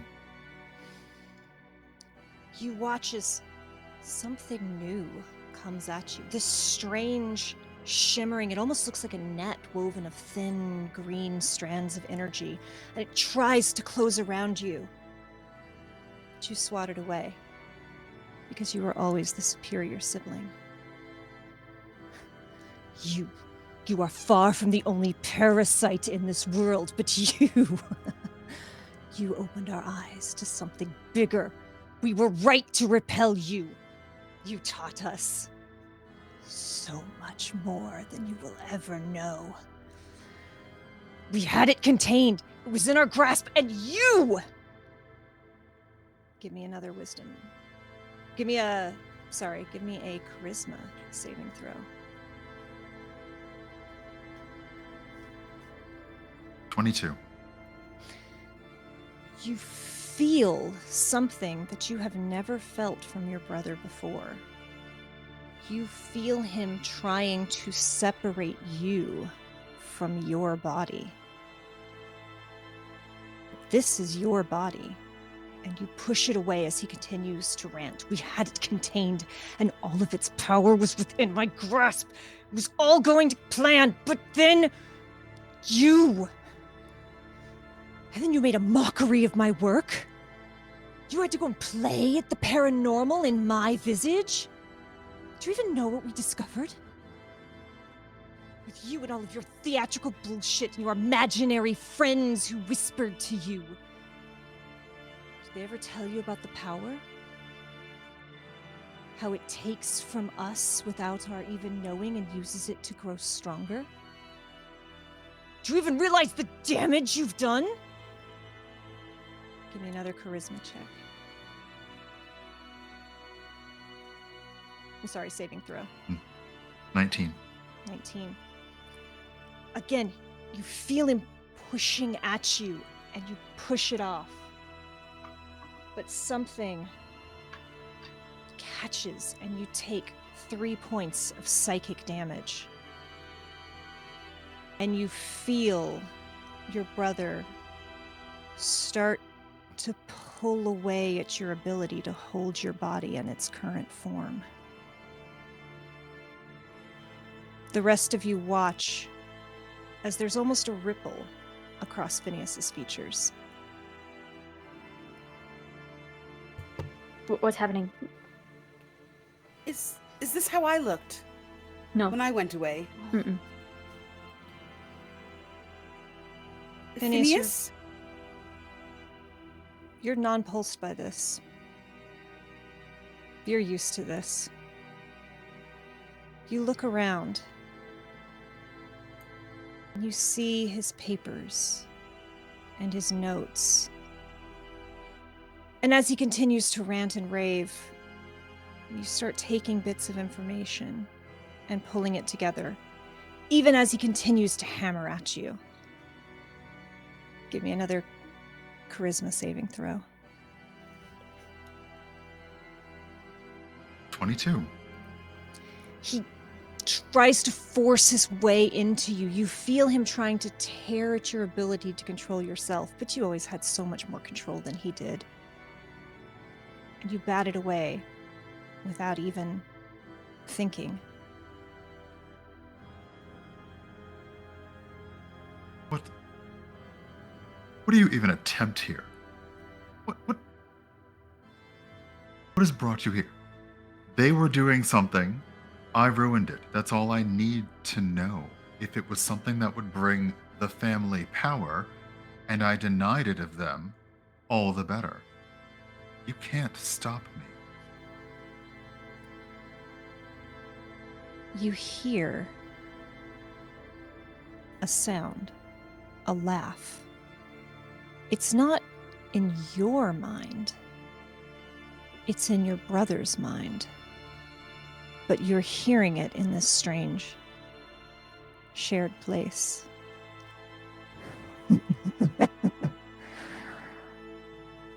Your sibling is wise. You are so small, so foolish. You cannot cage a god. Phineas, you see an orb filled with a bright green mist, ever churning at the center, and it hovers suddenly, popping into existence in this strange space between spaces, between you and your brother. The magic in it is unstable, but almost contained. Whatever is in it won't work, but it will almost work. What do? I reach out to take it or to grab it. And in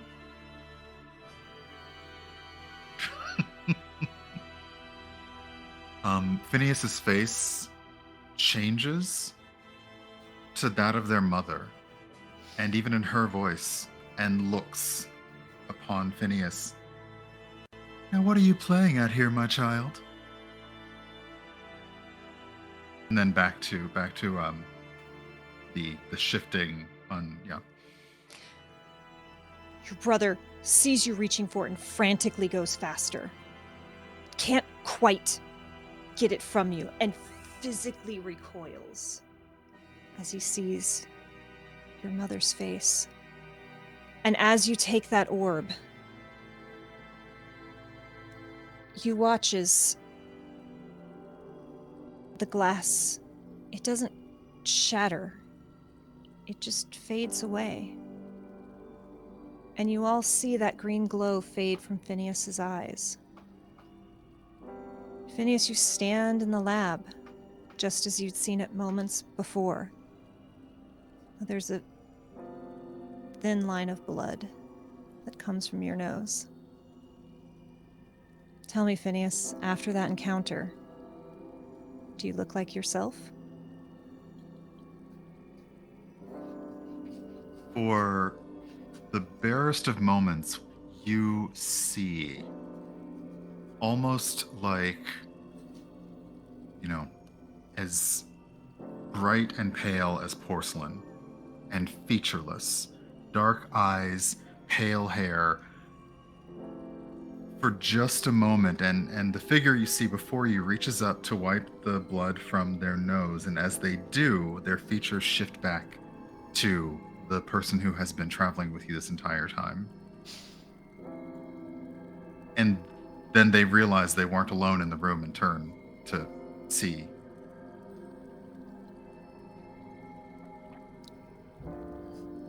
Well, I don't know if that fixed it or not.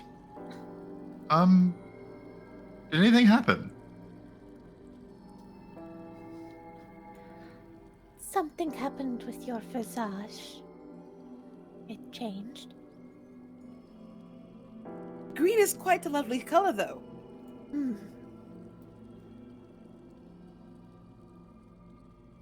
Well, I'm sure there must be very strong magics afoot in this house, then.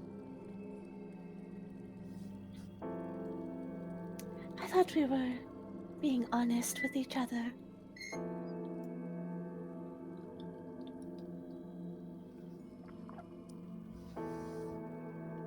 And Phineas sort of relaxes a moment at that. Well, that would imply that I was ever being honest with you in the first place. Oh.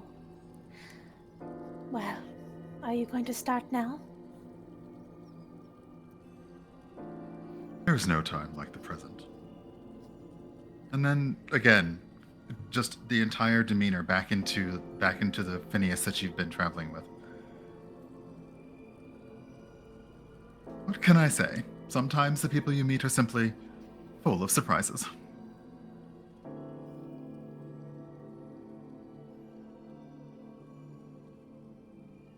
I don't usually like surprises. Knowing you're all right, this seems a rather good one.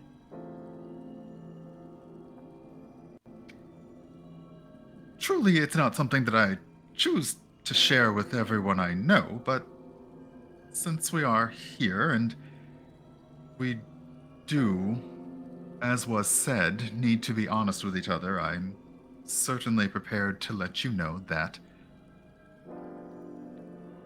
I am me, and the other form you saw is also me, and there may be other forms you see that are still me. It's not easy to explain, and it's not something that is welcomed everywhere, so it is not something that I can always reveal.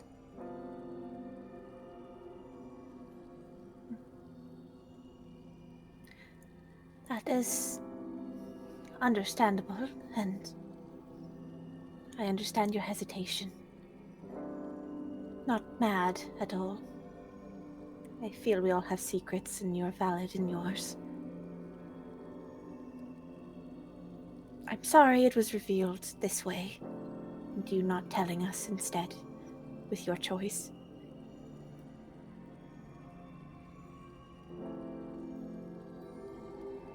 It's a relief, to be honest. I don't really see it as lying.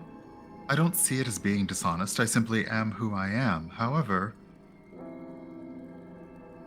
if this can perhaps here in some way be of use to us, then I am more than willing to lend all of my talents to us returning safely to where we belong.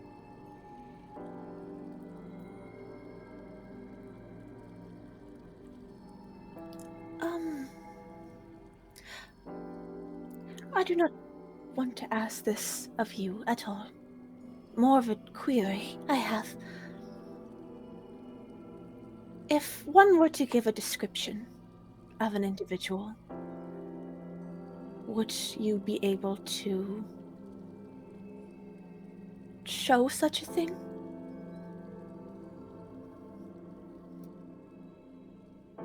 Well,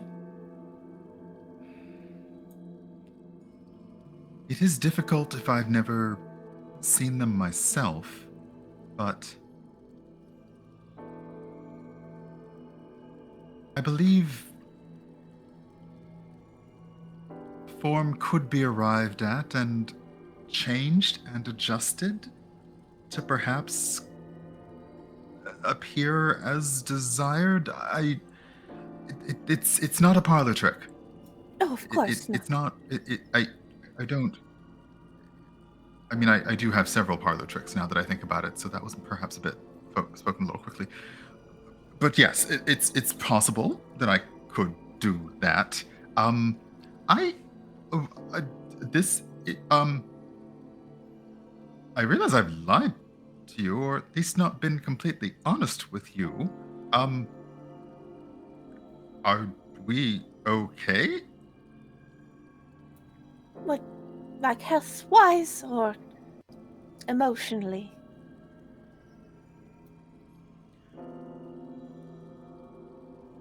Or friendship-wise? Well, emotionally is a little rough right now. I think this house is doing. If that word is something that we may use, then yes. You see Bo's head like really perk up when you say that. I thought that after my incident, that friendship is what this is. Yes, I don't see anything wrong with the way that you look in any of your forms. I think it's rather remarkable. As someone who constructs newness and builds new things, I quite like the fact that you're so changeable, malleable like the finest clay, or soft like marble. I should be happy to be your friend.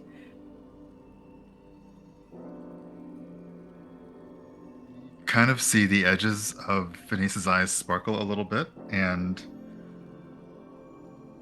quickly,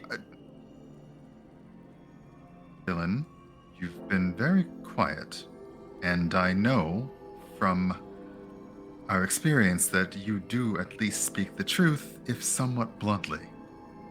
Why have you not said anything?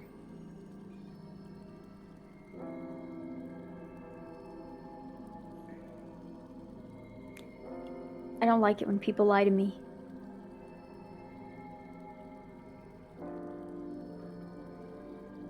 I can assure you, no one does.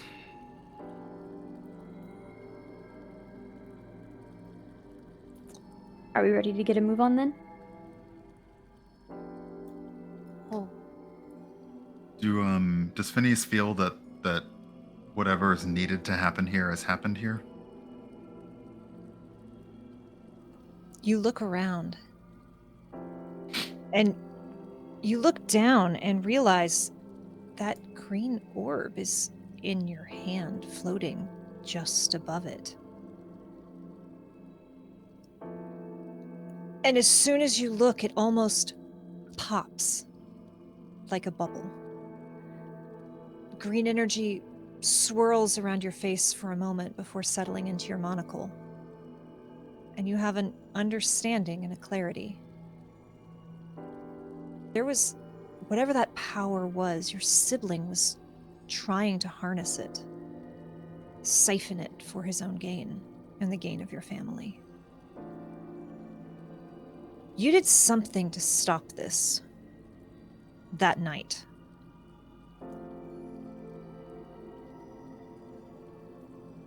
And as the monocle shimmers, you settle into that knowledge that while whatever you did may not have been good, you very much know that your family was not doing good either. And this is somehow tied to the predicament you're in. And they wanted to harness this power of this place. And with this knowledge, some of the innate wisdom of this place seeps into you. And you now have advantage on Arcana checks.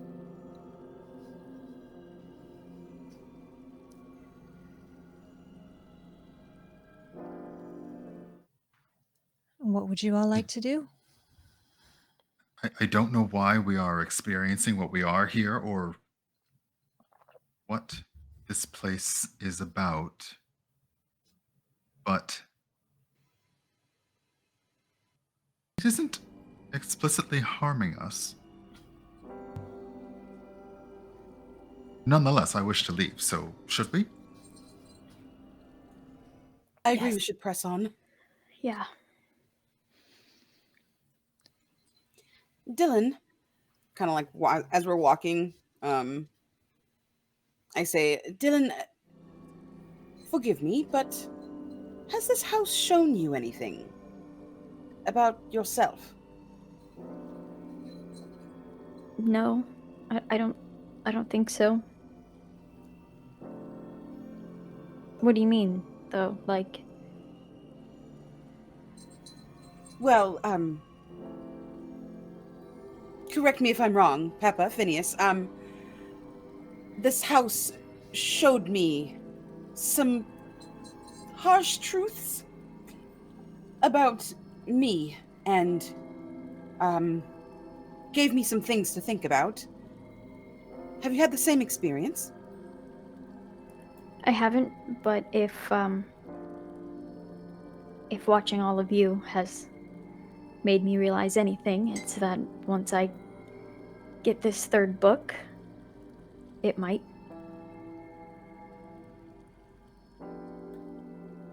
So, to the master bedroom then? Yeah, I think so. I'm not sure about what either of you saw, Bo and Phineas. But Dillon, if what you're about to encounter is anything like mine, and if your heart is soft at all, try to steal it. It can be hard.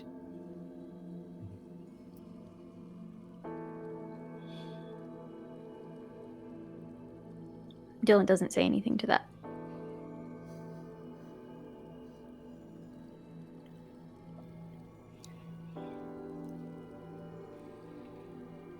And I know you hate it when I ask, but what's your marching order? Dillon's charging forward. Last. Pepa's kind of walked up next to Phineas and very silently looked up at them and kind of offered their little canvas hand upwards towards Phineas if they would like to hold it. Phineas would.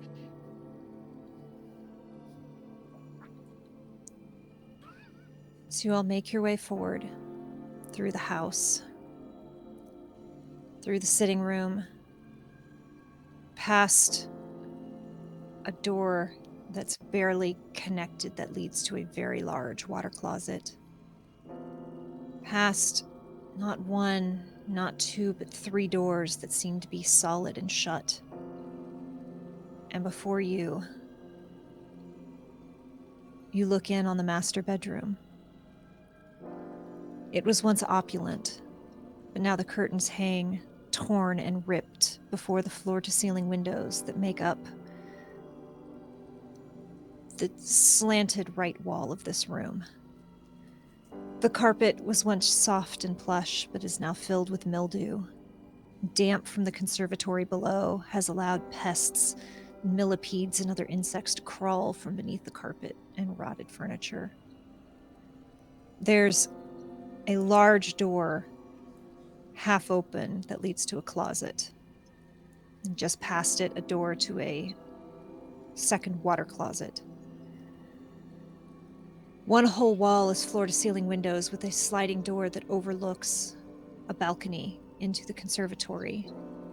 And just past it, you can see that mango tree still rising tall, with the conservatory beyond.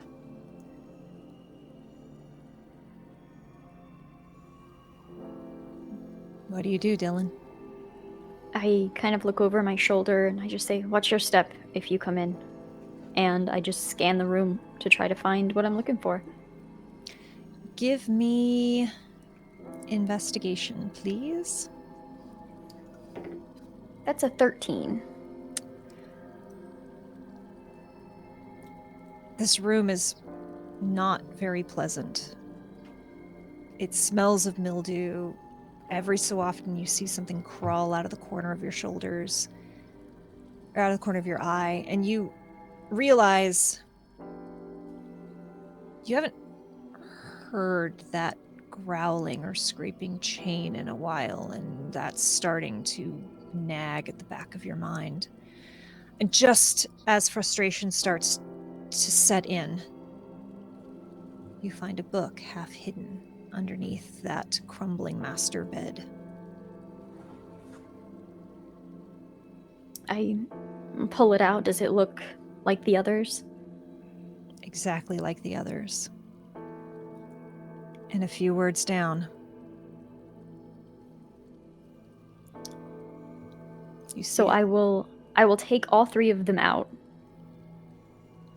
Is there any immediate difference between any of them, or do they appear identical? They're mostly the same. There's small differences. All the words are different languages. One of them is a slightly green cover, one is a much more traditional leather. They're not identical. But this is clearly a set. You even notice, looking at one, the handwriting is a little neater. And then looking at another, the handwriting is almost a scrawl. The words in the languages that you know are barely legible. It's the same hand, but deteriorated.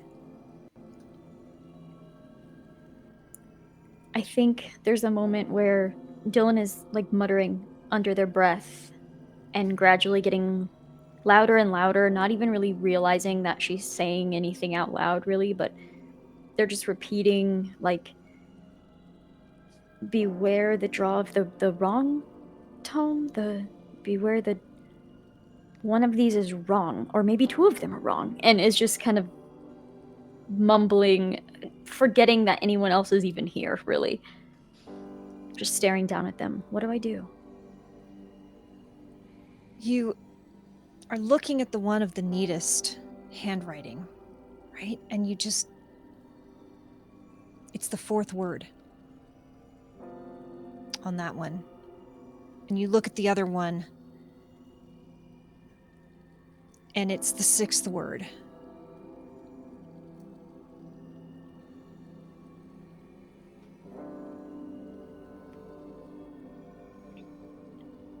Do you focus on the word, or do you keep averting your eyes? What, on the 3rd book, which word is it? Sorry. It's the 8th word.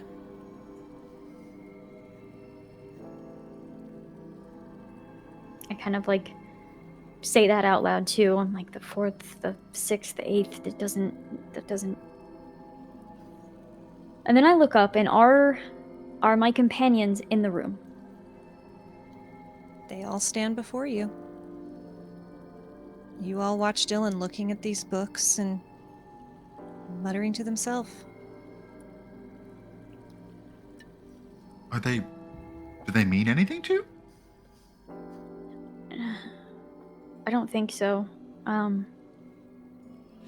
warning was to beware of the wrong one, or the draw of the wrong one. All I can think is there's there's a word here that I think I need to understand, but maybe that's what I'm not supposed to look at. I don't know what's going to happen if I read this.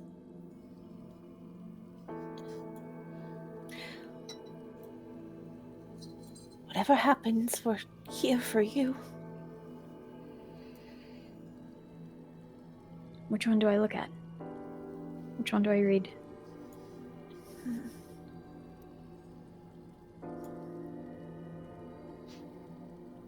Pepa will look at the others. How much of the tasks and chores that were given us, how much of that do we remember her saying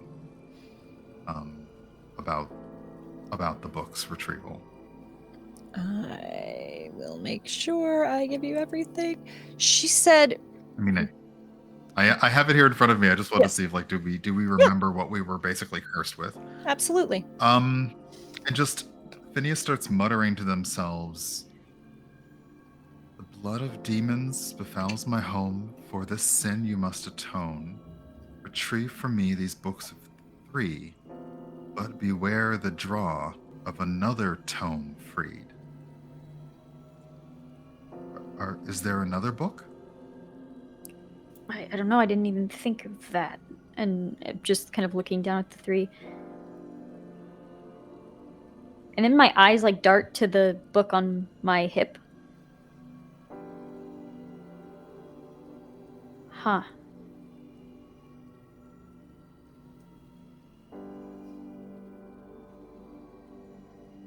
Beware the draw. Now, like, I really want to grab the book on my hip, but I'm like visibly like stopping myself. I feel like whatever I do is the wrong choice. Did you feel like that? A little? Yeah. What if I were to take the book for you? Do you want me to take it out of the pouch that you have?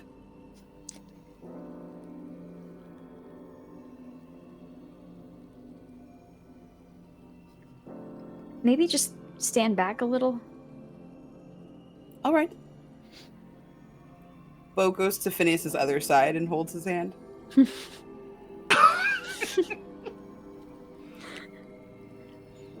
Like, putting my hand near that book, do I feel any sort of like very like an obvious like draw or anything like that? You bring your hand down near the book. And it's the book that you've known and you've carried since that night. God, this is ridiculous. And I look at the word on one of the books.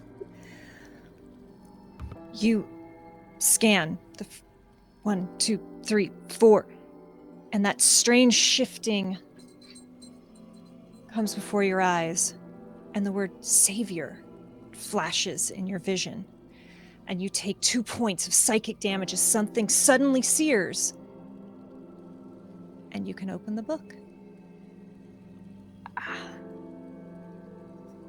I slowly open it. You open the cover, and the looping handwriting within is elaborate, almost ostentatious. Each page contains neat, highly organized notes, mostly in common, about the planes previously visited, and observations about Vassal, a strange cat made of purple mist, and the writer's party. It was with a start that Vassal, champion of the dreaming god, revealed to me last fragment of information I require to unlock the mysteries of the universe. Yes, there are as many worlds as there are grains of sand in an hourglass. Of course, the dreaming god called upon the greatest of heroes from across the realms, and my name stood apart from all the others. My party sits around the sword fire, the flame that does not emit heat, yet still provides comfort to us weary travelers. The lesser heroes of the great Hodal Meloth War. I recognize each of them. One day, Their tale will be told, if there is time. Both Vassal and the Dreaming God chose well in selecting such heroes of legend to follow me into battle and share my glory. They should feel honored to observe my greatest victory as savior of all the worlds. A cat made of mist dances just out of sight of both Vassal and my party. Vassal has made mention of the failures of other heroes against the nightmare, but it has been sparse in details. The cat made mention of a library that contains secrets that I must uncover to ensure my victory. In my introductory exploration, I've yet to uncover an entrance to the library. Both the basement and the attic require investigation. In small print, at the very bottom of the page, reads, "Every closet in every room seems so similar. Its door opens and invites." I immediately put that book down and look at the word on the next one. You look at the word on the next one. It's 1, 2. The sixth one, hero, flashes before your vision. Pain sears through your head again for 2 more points of damage. The handwriting here is thinner, with longer strokes. More notes regarding Vassal, the nightmare, and combat strategies are strewn across the pages in multiple languages, including Elvish and Undercommon. We lost 2 heroes to the closets for a time, the rogue and the gladiator. They have returned, but have been tight-lipped about their experiences. The paladin's eyes flicker to me when she thinks I am unaware, and even the warlock watches me while the rest sleep. I can hear their whispering. I will not be betrayed. Vassal has been talkative, a veritable fountain of information about her life before her service to the Dreaming God. However, much of what she has shared concerns me. Her repeated death at the hands of the nightmare, the subsequent resurrections by the Dreaming God, and apparently she journeys through, nay, embodies each hero's life during the selection and summoning ritual. I am wary of the truth of her claim, but if true, she cannot reveal my secrets. No. She cannot know what I know. Cannot have lived my trials. All she must know are falsehoods. The cat returns more seldomly, but even it, too, will genuflect when Tasik the Great is crowned hero of all the realms.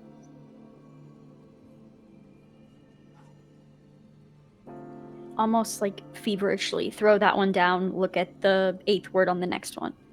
You throw that one down, and a small slip of paper falls out.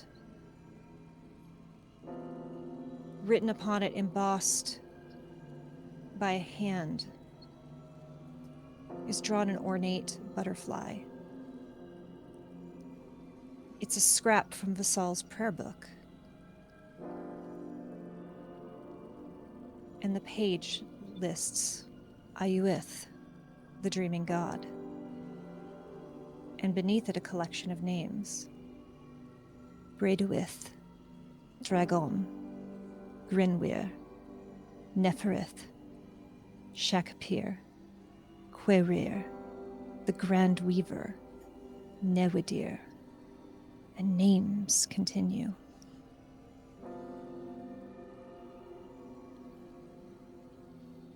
And you'll get the full list in chat for later.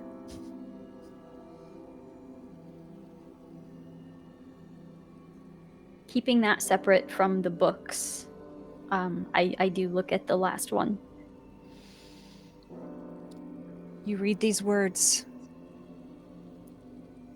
and the 8th word stands out to you, and it sears Paragon as 8 points of psychic damage rip through your mind, and the book opens.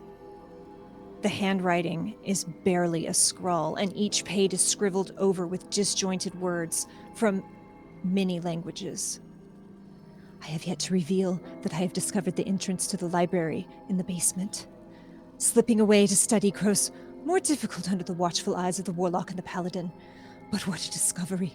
Hundreds of books across every field of study. The Cat of Mist has been of slight assistance in suggesting volumes regarding the nightmare and its powers. These tomes must contain the secret to defeating the nightmare, the key to my final victory. So many secrets. Purcell has grown. Insufferable, irrational. She tries to hurry us along to the final conflict. She is easily disoriented and prone to fits. Flashbacks, perhaps? Reliving the memories of previous champions. Reliving the lives. Her memory fractures. Must investigate further. Today, when I called her by her old name, her true name, her blank eyes showed no recognition. Maybe the monk of the Cylindrum, Anueth, is gone, finally lost among the dozens of lives she has relived. Maybe now all that remains is the champion of the Dreaming God. I observe Vassal as she examines her tattoos, each a sigil of a fallen hero from across the realms, each sigil a summoning, a binding. The nightmare has grown powerful, with champions and emissaries of its own, powerful enough to rend almost every plane. There must be a way to counteract, yes, a new spell, a spell of binding. You look at this page, the scrawlings of someone who's clearly losing their grip. And then you fall into the page. Ink and parchment overlaps. Lines of text move past your head, and you realize you've pitched forward and you're falling, but slowly. Paragraphs of text rise to meet you, overlapping, interlacing. The handwriting you know to be Tazik's at first, but then you start to pick out the handwriting from your own book. Curling letters blend together in chaotic scribbles before it all evens out, becoming a calming middle gray. You look around and all is quiet. All is still, save for the occasional loop of a letter which flickers in and out of being, disturbing the gray, swirling almost like a curl of mist.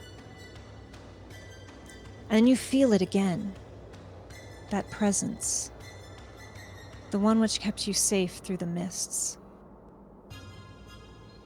Give me wisdom or perception. That's a 4. Dillon. It's faint and flickering, and it's terrifying at first. Then it smooths out. Dillon, you grew. You lived. And before you, she smiles. A smile full of sharp, white teeth. Pink mist curling faintly from her mouth as your mother opens her arms to you. I'm so proud of you. Come here. Dillon takes a step backwards. She takes a step forward, her eyes wide and hungry. Come here. What are you? You know who I am. Give me a wisdom saving throw. 12.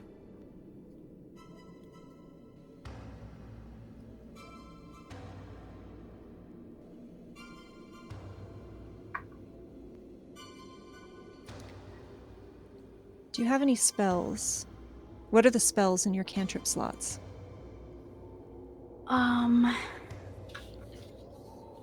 Cantrips, Firebolt, Chill Touch, Message, Infestation, Sword Burst.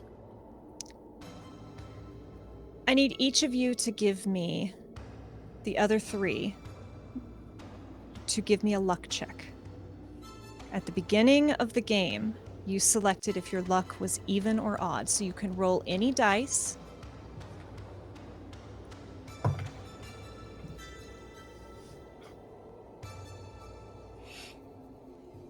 I got odd, but I chose evens. Okay. I match. You match? I had to double Odd. check. One sec. Do you remember if you chose even or odds, Dillon? Yes, I chose odd. Then you had even, Pepa. Yes, I got even. Okay. What is the save on your infestation? My spell save DC is 13. What's the constitution? Constitution, yeah. Bo, make a constitution saving throw. As Dillon's hand suddenly shoots out in your direction. 23. These millipedes suddenly swarm from the carpets and climb towards you, but you step aside and you are safe.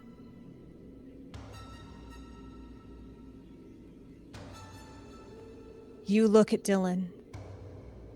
They're still settled on the ground, the book in their lap, but their eyes are far away.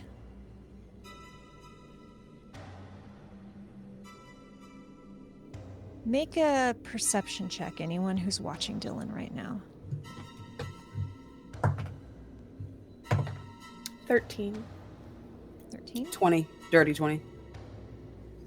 15. Bo, you and Phineas see a glimmer of pink behind their crimson eyes. Dillon, you hear her voice again. I've worked so long and so hard for this, Dillon. Don't fight me. I kept you safe. Come to me. Give in. There's a hesitation because if this were any other thing, like, sure. But the warning is still playing through their head, and they just take another step backwards, but are still, like, locking eyes with their mother. You feel not her physicality, but something else reach for you. Give me a wisdom saving throw. That's a natural 20. You feel her coming at you. You look around and pink mist is closing in around you. Claustrophobic. You steel your inner self as she screams. I will not wait any longer. Wisdom saving throw. I think for flavor too, while I'm like stealing myself, I think of what Pepa said before we came in here. That's a 19. You steel yourself. And you hear Pepa's words echoing in your mind. You stare down. To a lot of people, your mother did look rather monstrous. But to you, she was just your mother.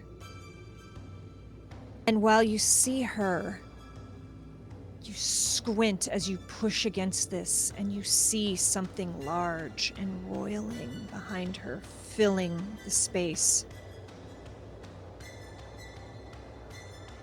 What does it look like as you fight and you refuse to give in to whatever this is? The mist all around us and seeing whatever this image is behind her. I think Dillon holds out their hands, expecting to create some sort of flame. But it's almost like the opposite of flame. It's almost like this blackened smoke, instead that's like pulling in some of the mist around and using it in my favor. Just rolling this mist into balls of energy, and then once I feel like I have enough, I just shove toward her. Make me a spell attack roll. That's a dirty 20. I will not forget this time. You shove this at her, and this energy hits. And you watch as this dissipates. Those of you in the room watch as Dillon suddenly throws their arms forward. And as they breathe out, Dillon, you come back into your body just in time to see as you force a pink mist from your lungs. And it escapes into the room around you. But even then, you're aware demon blood is still within you.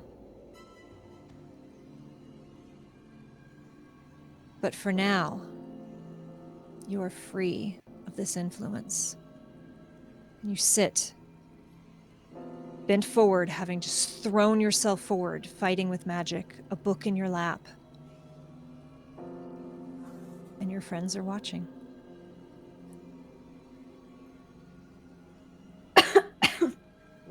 Are you all right? I think so. I go to their side and I try to help them up with permission.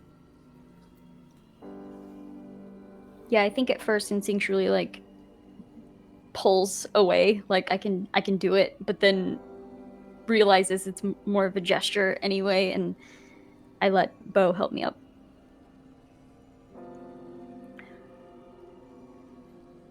What happened? Well, a bunch of millipedes came out of the carpet and came towards Bo, and you exhaled a bunch of pink mist, and you seemed to be very far away. And I kind of glance down at the books that are on the bed. Do I feel accomplished? You've learned something. You didn't get this information from those books, but those books led you to your own. And as you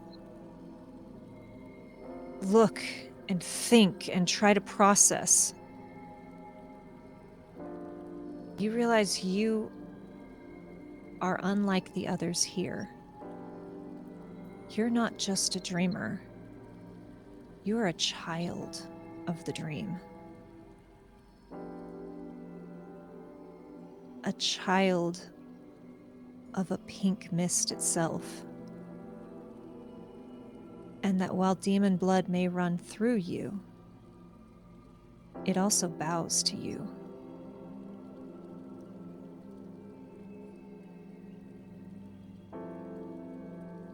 And you now have advantage on any perception checks as you can start to will the mist to your whims.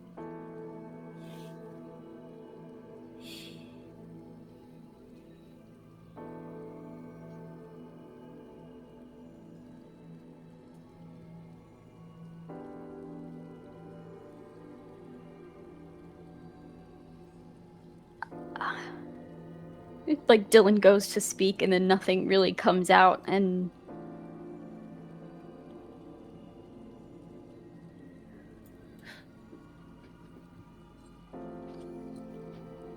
Do you want to go rest? I'm okay, I think. Unless any of you want to. I had the feeling that the room will be safe for a little while longer.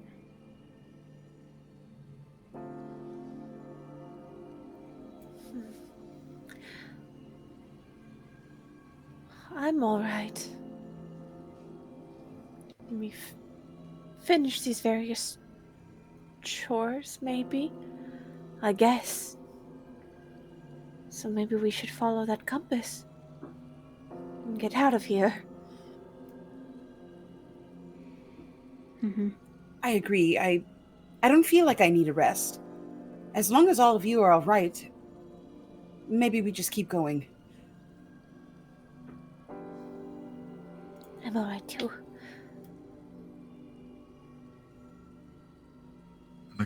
The last we checked, the compass was still the needle that was not, or rather the arrow that was not pointing towards the room of rest is still pointing down. Pointing down.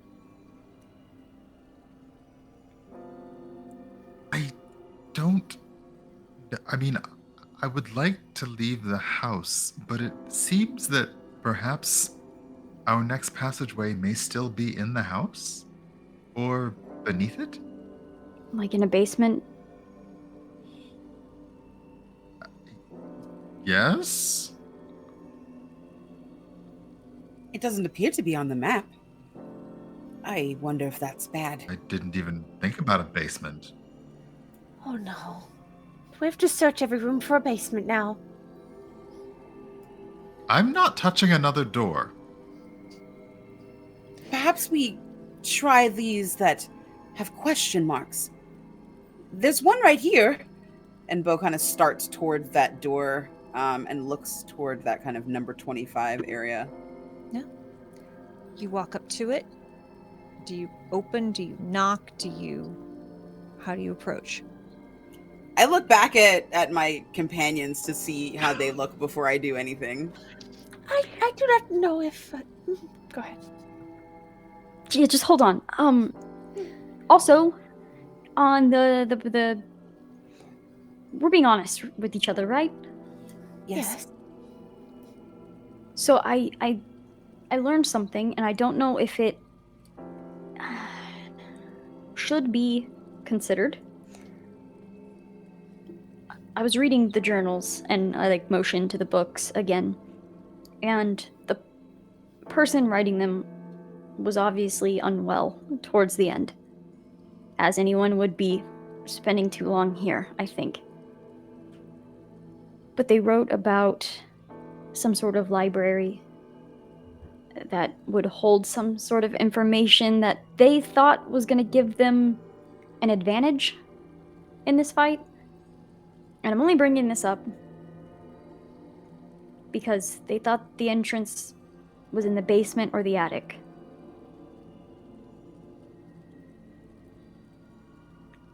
I'm just throwing that out there.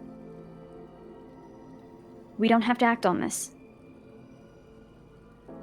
It's just honest. I will ask, do you share the name of this individual with anyone? Or do any of you look through the books? Pepa's not looking. I think I will Not definitely touching those books. at least share that little scrap piece of paper. I will at least share that. But the books, I'll leave that up to them if they want to look through it.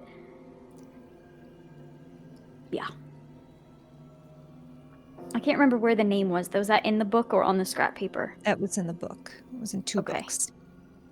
I think I will share that name only to gauge if it rings a bell with anyone else.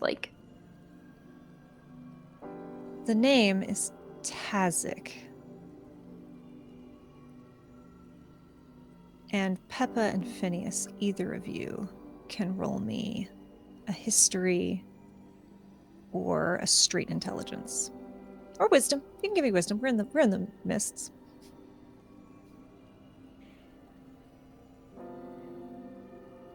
Well, that's a natural 20. So 24. 13. Phineas, it rings a bell regarding a creation myth. It's just scratching at the back of your mind. Pepa, That's the name of her partner. Who was named Tazek? Who did the name belong to? I think at that point, instead of just rambling, seeing kind of the importance, I'll find like that spot in the book and just kind of let Pepa see for herself. Which book was it in? The second one? The name is written in both the second and the third. But as you flip through even the first book, you see another passage. Book 1, on necromancy, a brief biography of Tazek, the hero of Great Hodul, Marowith War, Volume 6, by Her Eminence Rector Tazek of Tanzania. And so our great hero Tazek stood before the battlefield where legions of her flock lay dying and broken, defeated by the profane armies of the wicked winged beasts. But no, our hero would not surrender to such a vile evil. In the depths of her despair, she cried out to her god, and in the barest flicker of divine insight, she could sense the lines of power connecting all of the Weaver's disciples to herself. Could touch them, manipulate them. Gripping tightly, she pulled her disciples back from the abyss, body and soul, for one last, final charge against the evil that has threatened all of Greymire. And while lesser heroes fought desperately against the throngs of feathered fiends, even their great efforts were outshined by the rejuvenated faithful, washing Tazek's enemies away in a wave of righteous vengeance. Let's see. Pepa's eyebrows knit together. If this is here, does that mean Tazek is dead?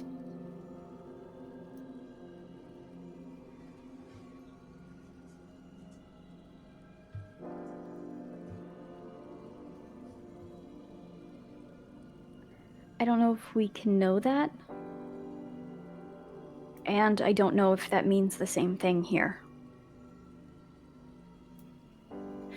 If we find one, a necromancer named Tazek, I will not hesitate to kill them. If my actions seem brash, they are the cause for much pain. It's that phrase that catches your memory. Tazek, the first necromancer who raised the dead against your god.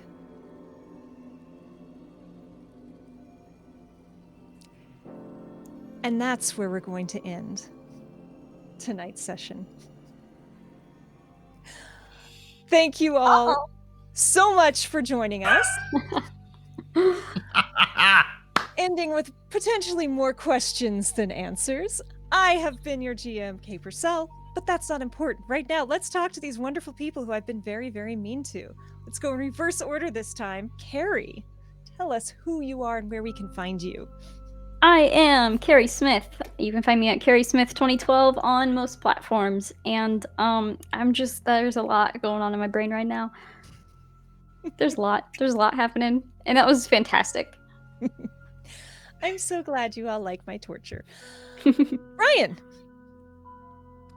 Hi, I'm Brian. You can find me online, Urban Bohemian. You can see me streaming on Twitch on my own channel. You can see me streaming on Rivals of Waterdeep on Sundays. You can see me streaming on Mondays on Idle Champion Presents Hunger of the Far Realm. This weekend, you can catch me in a virtual con. Cosmo Questicon is all about space, and this theme is rockets and robots. And also in a Cyberpunk Independence podcast, which comes out on Thursdays wherever podcasts are sold. And follow me on social media for anything else. I don't know if you audience saw, but Phineas's card has changed. changed in the overlay. Oh, I gotta see that. No, I gotta go look now. Piper. Unmuting myself. Hello, everyone. I'm Piper. You can find me on Twitter at Maddie Matihi. You can find me on Twitch at Matihi. I'm going to be in a few things coming up. I forget what exact day, but next week, at some point, one of the 20th days, I'll post on Twitter about it. I'm going to be on Crit RPG's channel playing the brand new game that's going to be coming out in 2013 called All the Witches, written by my spouse, Emma Panada. Playing with some absolutely amazing folks. I'm also on Wednesday going to be running a game on Crit RPG's channel. We're going to be playing Kids on Bikes, and it's going to be a scary Halloween time. And tomorrow I'll be over on the Lady Mace channel for Roll20Con. We're playing some Good Society, and it's going to be an absolute blast. And tomorrow on my Twitter, you might see a little post about a certain game called What We Do in the Shallows, which is a queer pirate campaign. And I'm so fucking excited for it. It's gonna be amazing. That's me. Candace is throwing the dates in chat. It's the 29th for All the Witches and 26th for Kids on Bikes. Candace, tell us who you are and what you do. Hi, I'm Candace. My pronouns are they, she. I have been Bo, the Minotaur that is quite terrified in the Godplane. You can find me every Thursday right here, every Monday, except not this coming Monday. We're going to take a break over on 12-Sided Stories for Ice Pick, which is a Delta Green mystery. You can also find me tomorrow night doing some 10 candles over on Just the Humans channel, raising some money for a charity stream. Then you can also see me next Tuesday, the 25th on Transplaner. We're doing Shoot Your One Shot, so that is going to be then. The 26th, I have a stream apocalypse, sorry. The 26th, I'll be on going crit with Matihi for Kids on Bikes. And then I also have a game on the 29th too. It's called Occultation. And I believe, I don't know if that's been announced yet, so pretend I didn't say anything. I also have something going live with Kerri too. When is Backwater? That is tomorrow at 6 p.m. Central Time. Yeah, so lots of good stuff tomorrow. You can watch all of us in a variety of ways. Thank you again to our incredible sponsors, Idle Champions of the Forgotten Realm. Don't forget to use ! code in chat to get your code and get your Electrum chest so that you can get Kint in your party. Gotta have it. Virgil coming soon. I've been your host, Kate Purcell. You can find me here every Thursday until mid-November, torturing these lovely people. Every Tuesday, right here also, doing the Chaotic Wholesome Talk Show. And then playing Starfinder every other Wednesday on the Emergency Power Podcast. You can find me on the Twits at KDamnFear. And thank you to our mods, who are Emily, Salty Queer, and David Lee, Full Rubber Ducky, who is also my co-DM and co-writer of this awesome adventure. Thank you to Domo Kame for the amazing art and Cozy Spoon for the overlays. And I'm going to get us out of here so we can go raid some folks and let Herb get some sleep because it's getting late. Thank you all for hanging out with us. You are wonderful. I hope you're having fun, and we hope we see you next week. Thank you so much, chat.